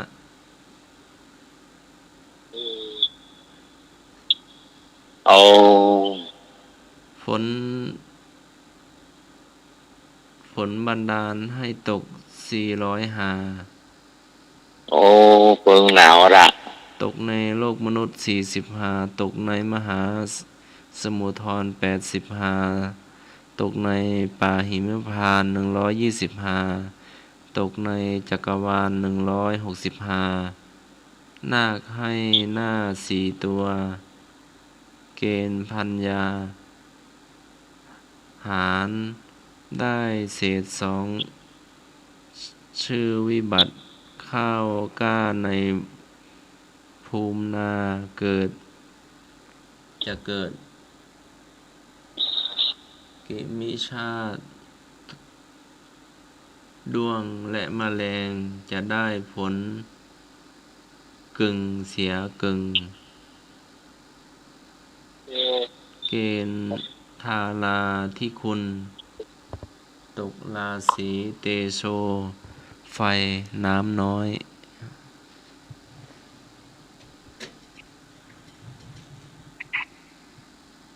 น้ำจะน้อยเพราะว่าฝนมาตกเมืองมนุษย์40 กว่า 45 อ๋อ40 แห่ นับตั้งแต่วันนี้หรือว่านับตั้งแต่วันไหน หลังสงกรานต์หรือจะได้ครับ 405ถ้าตกเมืองมนุษย์45โอ้ย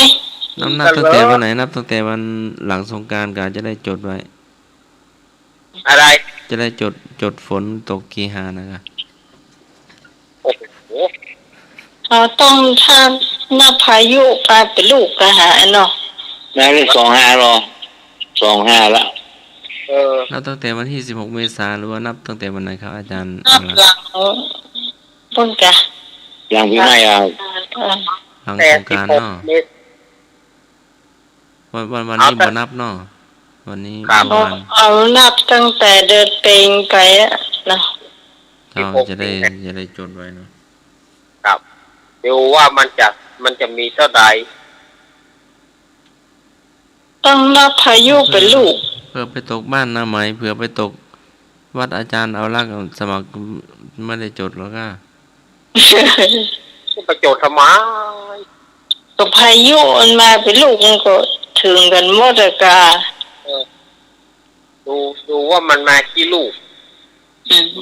ลูกก็ พายุมา1 ลูกเราก็จด1 ลูกก็เอา เอาไม่จดฝนก็ตกน้อยนะครับ ก็เมืองมนุษย์ตึงเมือง45 พ่อคนหน้าคนเนออ๋อ นับไปจนถึงเข้า แต่ พรรษานู่นกัน แต่ว่ามันตื่นน้ำก็ท่วม น่าก็อ๋อ บ้านหน่วย ไม่แน่เนาะอาจจะตกครั้งหนึ่งอาจจะตกคืนทุ่งก็ได้เนาะ ครับ ถ้าเยอะไปก็ โอ้แต่วันนี้ก็ยังว่าเนาะมาแบบโวยก็ไปโวยนะ บ้านพี่กรณ์กระบวนนักมาแกะเนาะ อืม นักอีอ่ะได้ยินว่า ครับ ครับเนี่ย35แล้วอ๋อ ปีนี้เขาไปยี่ใหญ่ไอ้หน่วย ฮะ ไอ้บุญดำยี่ มันเรียกว่า อืม มันตก ก็ต้องนับพายุเป็นลูกคุณ อ๋อ เป็นลูกนี่มากี่วันเนี่ย อืม ลูกนี้เจืออย่างเนี่ย นับเป็นเม็ดฝนหรือว่านับเป็นพายุนะไหม นับเป็นพายุที่มาเป็นลูกเลย โอ้ยจะไปนับไม่ฝน ว่ามันซื้อนี่มันเจืออาสนีลูกก็สั่งมาว่าสกรรมอ่ะ ว่าตอนมาแม่สักคำเนาะ แล้วก็อาสนีบรายที่น้ำท่วมไม่หน่อยเนี่ย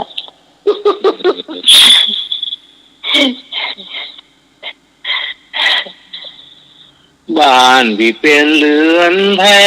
นะครับเนาะ ถ้าสมัครบอกว่าเขาไปซื้ออย่าไปดำน้ เงินน้ำนี่ ำซื้อเรือดำน้ำมาผัวได้อันซื้อผัวได้ก็เหือเปล่ามามันมีเครื่องยนต์นะคะ โอ้ โอ้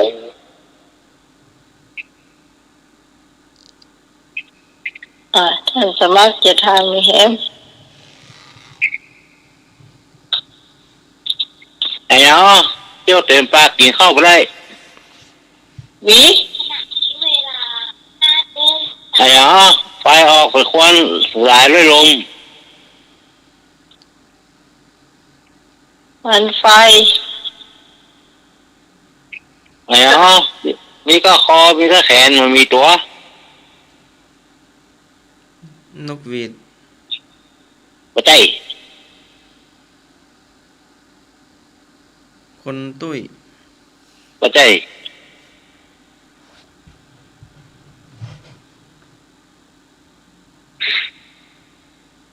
มีก็คอแขนมันมีตัว เสื้อ ครับถูกต้องครับผม ไอ้หยังอ้อ ไอ้หยังอ้อไฟไอ้หยังบ่ร้อนบ่หนาว ใบชา บ้านน้องหนุ่ยนั่นน่าจะมีอยู่ ไฟหม เป็น อน เราก็ ไฟ ใบหมอนใบหนาวอ่ะ บ่ร้อนบ่หนาว ต้องปิดไฟก่อน ใบ นะ ชะพู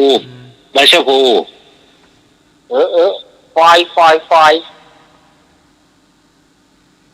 ต้องปิดฟื ไฟหมอน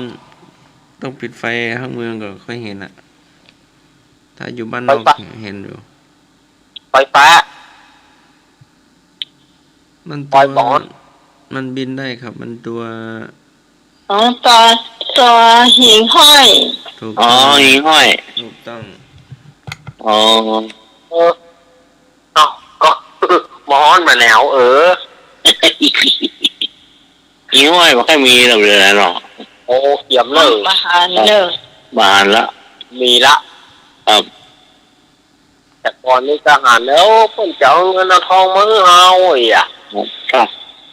นอนในสูตรนั้นมันมาแล้วนอกสูตรละวิบวิบวิบวิบวิบ โอ้มีห้อยเอาเงินเอาทองมาให้เอา อ๋องามนะเนาะ ครับ ครับ งาม โอ้ประเดี๋ยวบ่มีแล้วเนอะ ครับมีละ อืม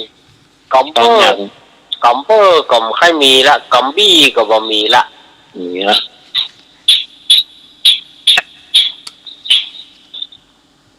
ไอ้ครับตูนมด ไหนสับตูนหมด ในฮอลแลนด์กับข้าแล้วเนาะ มันขอละมันมี อย่างเตียนเน้นว่าจะทายนกอะไรยังจะทายนกอะไรยังที่ ที่ลุยว่าตะเกียกะนกอ่ะ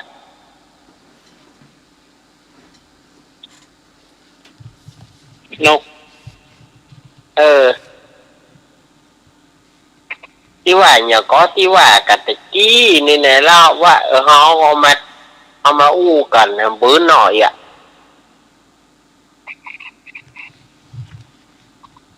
นกอย่าง ลืมโบราณ ที่เขาอู้กันถึงว่าอันนี้เอามาหลบเดิกหน่อยอ่ะ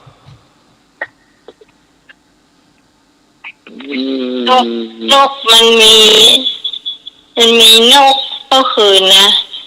อ๋อนกเมื่อคืนนั่นล่ะ แต่ว่าเนี่ย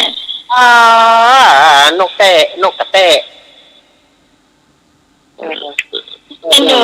ไม่มีไว้หรอกมันจะชอบห้องเมื่อคืน มันจะชอบห้องเมื่อคืนดู มันบินไปตัวมันท้องไปตัวเนาะ ถ้าเวลามันจะนอน เวลามันนอนเนี่ยมาเอาตีนก้อมฟ้าเดี๋ยวมันกลัวฟ้าลม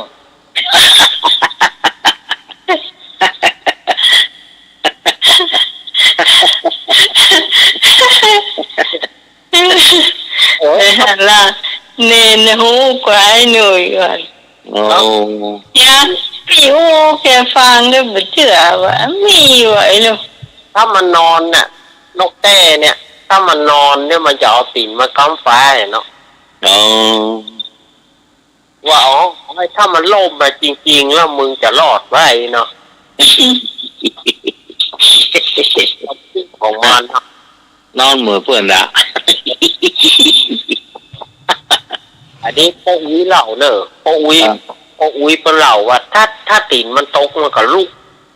มันก็โปกตีนมาขึ้นมันก็นอนน่ะนะครับ ถึงนกตีนขึ้นฟ้าแล้วคงขึ้นหนึ่งคนเท่านอนกลางตื่นเขาเรียกว่าสลีเกิ้งแบบนอนยันสลีกเพื่อนว่ากเพื่อนมาสวามแข่งเขาค่ะกผีมาสวามแข่ง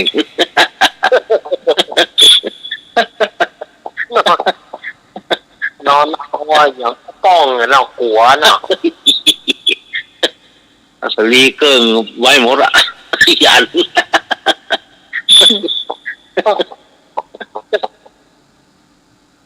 อันก็มีอยู่อ่ะ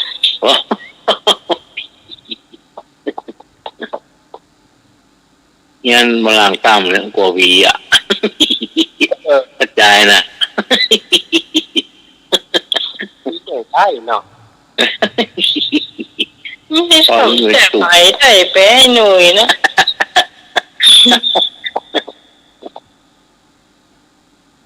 ข้ามันนอนละตีนก้างกูละ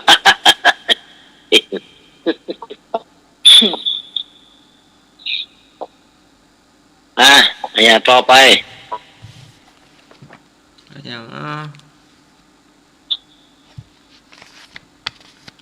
อย่าง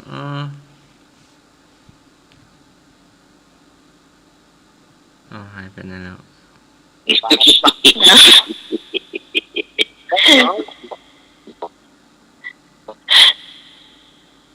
หายไปก็ยังมีคำถาม เอาขั้นมาแล้วนะพอมาอีกรอบลบไปไหนแล้ว มันก็แอวอยู่ ทำไมก็ได้อย่างเกี่ยวได้หรอ เขามันเท่าเล่มปีปลายมันตียงใช้หน้าฝนนี่แหละ จ้อง ถูกต้อง ย่อง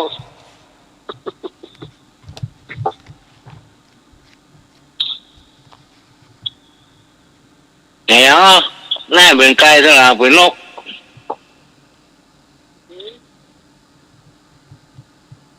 ก็ไก่ถึงห้องน้องผูก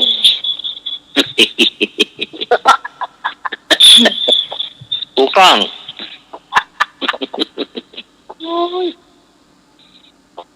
สุนทราภรณ์ใส่สูตรเป็นหัวหน้าวงยืนสีอะไรใส่สูตรสีอะไร สีไวโอลิน ถูกต้อง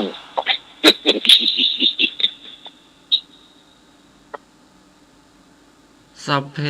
สัพพังดังวาอย่างสัพเพสัพพังดังวา สัพเพสัพพา สัพเพสัพพังจังหวะ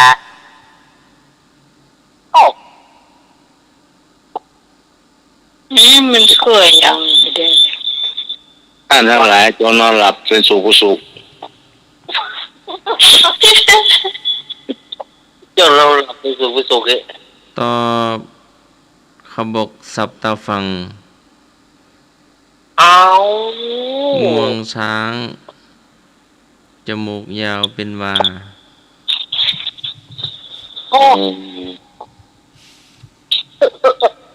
มันเคยยัง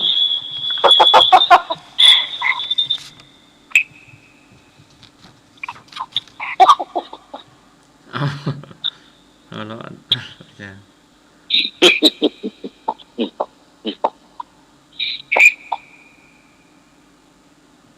ต่อไปเลย เกี่ยบอก มีค่ะ เกี่ยนี่ก็มีนะคนเกี่ยนี่มันคนซื้อเนาะคนใจไปซื้อโป้น้ำไปเขียนท่านใบ100โป้น้ำใบ100ก็ไปซื้อตังมันไปเนาะเขียนท่านไปซื้อโป้มาแก่นโป้นกคู่ตังน้ำไปเขียนท่านใบ100มันก็ว่าเนียงบอกใบ100มันมีตังย่อย5ใบใบสาวมันก็ปีกมาโอ้ปีกมันบอกเพื่อขายใบ100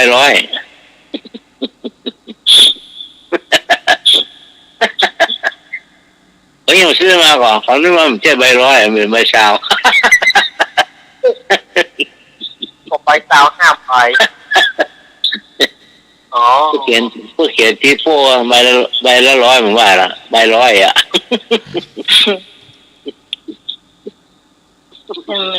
อันเพื่อนน้องว่าคนเนี่ยฮะ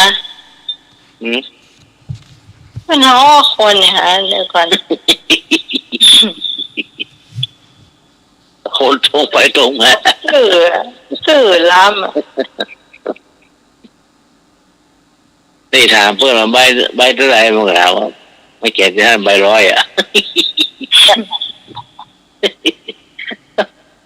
พี่ก็ถามใบเลยใบ100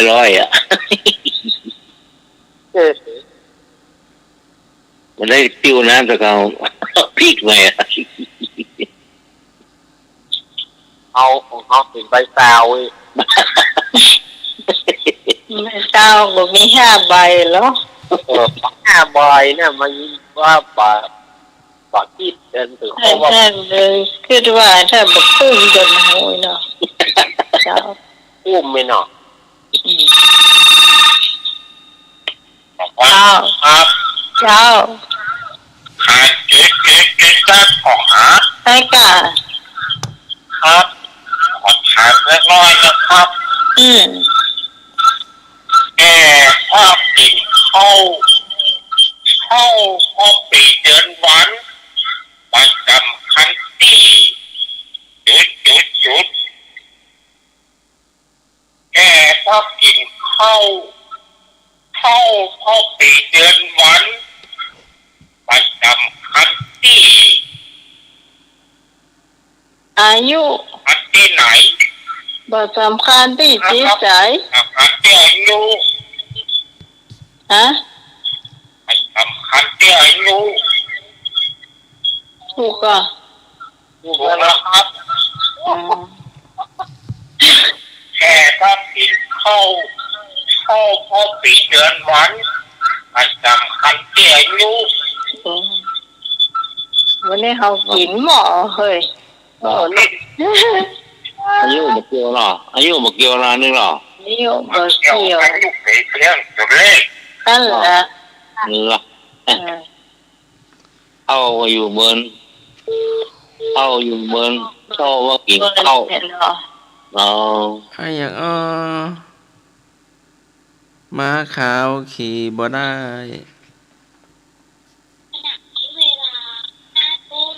เมื่อย ม้าขาวขี่บ่ได้ม้าเมื่อยกะ ครับ ผ้าขาวม้า เออถ้าเขาให้ ข้าคำแมว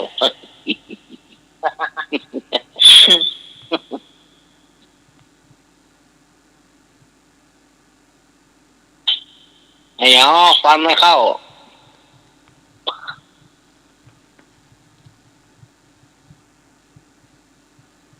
ฟันเหยิน ถูกต้อง อย่างตัวเดียว2 ปีกเขี้ยวซี่เดียวมีหางที่ตีน ตัวเดียว2 ปีกมีเขี้ยวซี่เดียว มี ที่ หา ตี ง น ที่ตีน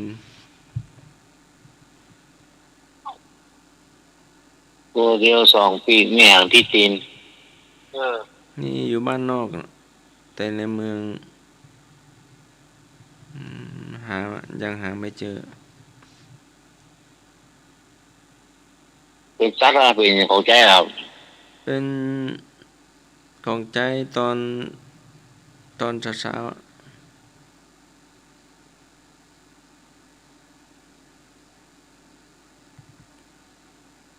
ตัวเดียว2 ปีก ตอนเช้าๆอ่ะ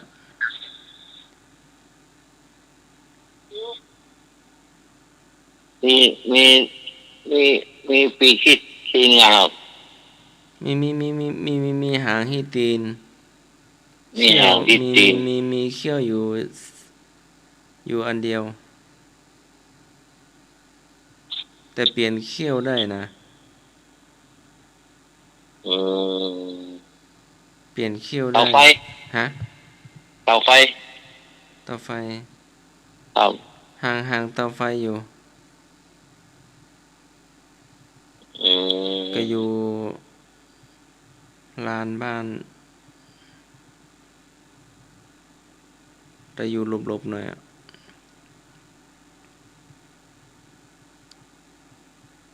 ไม่กวาด ย่าง จะเกิดก่อนลงสีน่ะ อ๋อ ลง พวก สี เครื่องหรือว่ามอง ครับผมมองตำเข้า อ๋อโปรกเนาะ เจ้า ยืยอง ตำ ยือยองเนาะ เคย ตาม ตำ เท้ายือยองอ่ะ ลุงมือก็เคยตำอยู่เนาะ ครับ ก่อนตามเข้าเราก่อนอ่ะตามเข้ามันจะยือยองโปรกอ่ะ อ้าว สักคำถามเนาะ ครับ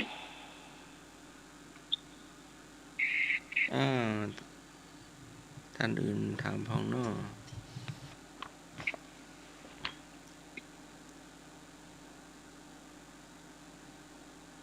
อาจารย์เราลักมีก่อนเนาะ ฮะ อาจารย์มีก่อน ตำนานเรื่องฟันแหก คณะต้องตอบมากกว่าเนาะ ครับ ถนัดนิทานเนาะอาจารย์เก่ง ครับ ไม่ถนัดการถามเลยแต่เรื่อง เดี๋ยวรถคันหน้าไปข้างหลังทำไง ฮะ รถคันหน้าตามรถคันหน้าไปข้างหลังทำไง จอดเกาหลัง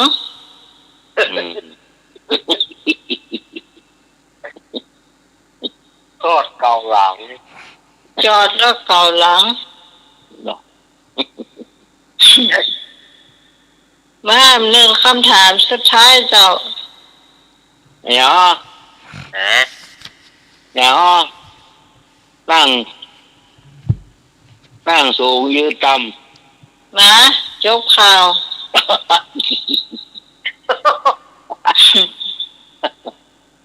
ยก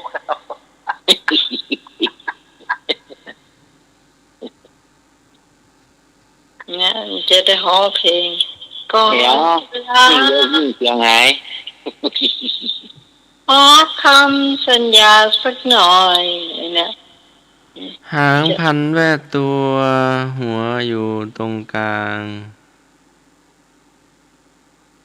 เปิดบอกบอกยังมาถามต่ออยู่วะ หางพันแวดตัวหัวอยู่ตรงกลาง มะขามหวาน อยู่ตรงเอวลุงหนุ่ยอะ อ๋อช้าง อาตุเจ้าก็สายประคตอะ ครับ คัดเข็มขัด เจ้าไม่นล่ะ คนยังไม่เอาช้าง สายประคตเนาะ ครับ ตุเจ้า คนเราก่อนเจียกมาเหนียว ก็เสือกปอเนาะ ครับเจียกมาเหนียวก่อนเลย เจ้าปล่อยแล้วเนาะคุณผู้ฟังท่านหลายที่ฟังอยู่แล้วยังมารับมานอนเตื่อจะมาหลับมาลาก่อนก็ได้นะเจ้า053-120-525เจ้า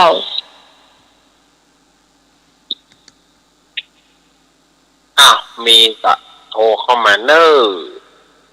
ครับละมีทานก่อนนอนเสียงธรรมะคลายเครียดมีเสียง แกเวลาอ๋อย าก่อนนอนหรอธรรมะคลายเครียดนี่ แน่นอนค่ะ ฟังเข้า เข้าคนจับตาบ่มือเจ้า อย่างมือละอัน เอาไม้เข้าไม้อะ เรื่องเอาไว้ นี่ก็ไม่วะ แบบมีไม้เลยค่ะ อืม ถ้าจะมองนี่ เอาวิท จะ ยุ มอง คำอะ เอาโทรศัพท์หน้าหมายค นี่เหรอเนี่ยโต๊ะเนี่ย เนาะตาไม่มือเสียงก็ไม่มีอะไรอย่างอ้อ ตาก็มันมือเสียงก็มีอะไรอย่างอ้ออย่า เฮาเนี่ย อ๋อ ำแล้วยายแล้วยายไปไหนอะตาบ่มือแล้ว 30,000 แล้วยายแล้ว อย่ารับ เออ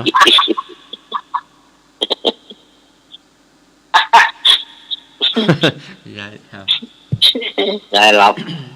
ยังโมงอ่ะรับแล้ว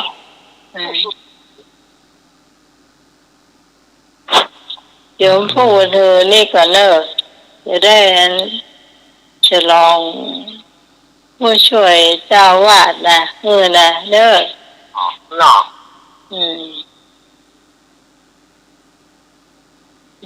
เดี๋ยวจะได้สั่งกับข้าวให้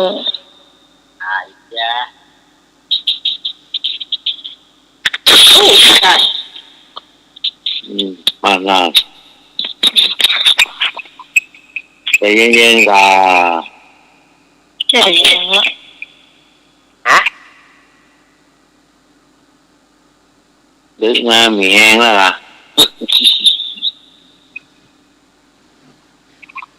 มีอยู่ปีนี้มันโตกว่าสูงนะครับอืม วันนี้ปีใหม่เข้ามาแล้วเนาะก็เอานั่งขึ้นพอขี้เก่าขี้หลังหมดแล้วล่ะ เนาะ ต่างควงลุ่มล้ำ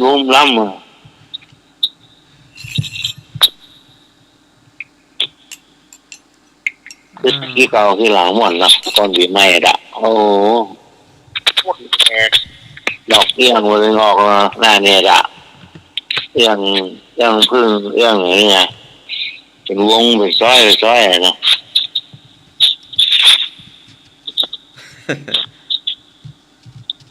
เนี่ยอุ้ยอีกผมเนี่ยดอกกุหลาบเข้าหัวเนาะแหม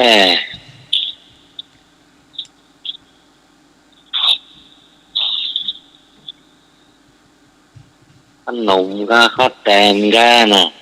มันเต็มจานน่ะกันตื่นแล้วน่ะ คนแปลงเหรอมันแบบมันดูนี่แต่ไม่อยากแล้ว ข้าวต้มนั่นแหละข้าวต้มหน่วยน่ะข้าวต้มเป็นแหลมๆน่ะเนาะ แค่ต้มสามเหลี่ยม ครับน่ะโอ้ครับมันขนมที่มันยังเล็กเจ้าฟ้อนน่ะขนมอย่างอ่ะยาวๆนี่มีตองอ่ะ ขนม ข บัน นม ได เยี่ยมๆน่ะขนมยังเล็กเจ้าฟ้อนน่ะ ขนมปัดแตง ครับ อย่างฟอนนะ โอ้จะกินก็ป้อมหูจัก ขนมแตงลายเนาะก่อนนะดะ เออ ขนมแตงลายก้าเนาะก็แตนก้าเกี๊ยวก้า ปีนั้นน่ามาได้ลูกกินอย่างเป็นที่มันฮอตฟักเป็นถาดได้ เขาขนมพะโล้นะเนาะ บะแตงลายเนี่ย อ๋อ ก็นำใส่ถาดตอนเนื้อนอนในนอ เนี่ย เนาะ ได้ดูสั่งได้กี่แต่เอามาห่อเอง โอ้ แกะได้น้อยแต่ ขนมกล้วยหะจ้ะ เอาละหมดเวลาแล้วนะครับ หวานแล้วนะครับ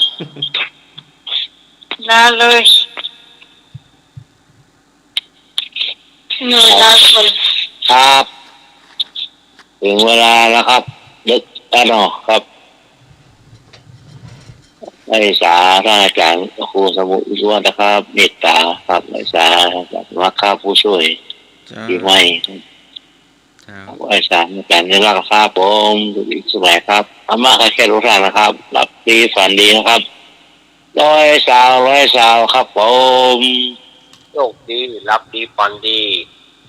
ครับผม ครับ แต่ไม่แน่นอนว่าเจ้า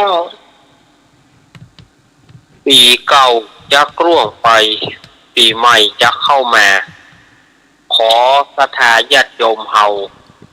อยู่ดีมีสุขพ้นจากโรคภัยไข้เจ็บพ้นจากโรคระบาดทั้งหลาย ที่กำลังเป็นนี้ นักก็ขอให้มันเบาก็ขอให้บางขอให้จางก็ขอให้หายศรัทธาญาติโยมเฮาก็อยู่ดีมีสุขกันเนอในปีใหม่ที่จะมาถึงนี้ ก็ขอขอบคุณท่านอาจารย์วิสุวัฒน์ปรกิจโจ ที่ได้เอื้อเฟื้อเวลาให้กับรายการธรรมะคลายเครียด ขอบคุณ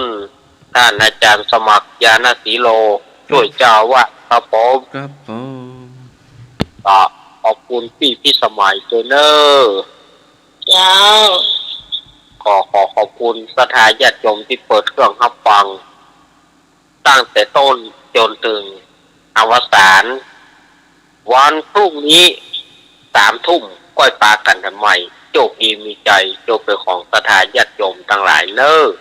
เ จตารโอธรรมาวัฏันติอายุอโนสุขังปะลัง สาธุสมัครเจ้า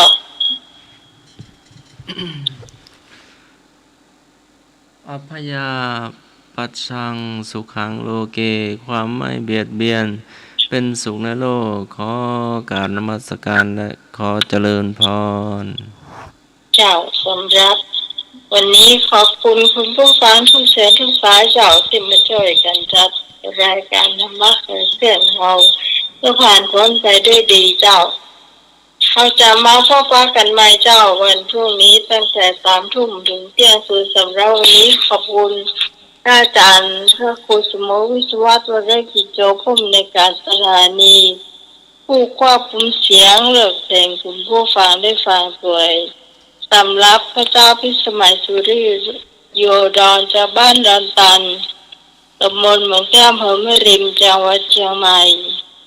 ต้องลาคุณผู้ฟังไปเพียงเท่านี้ก่อนชื่นชอบรายการนี้อย่าลืมติดตามกันต่อไปในคืนพรุ่งนี้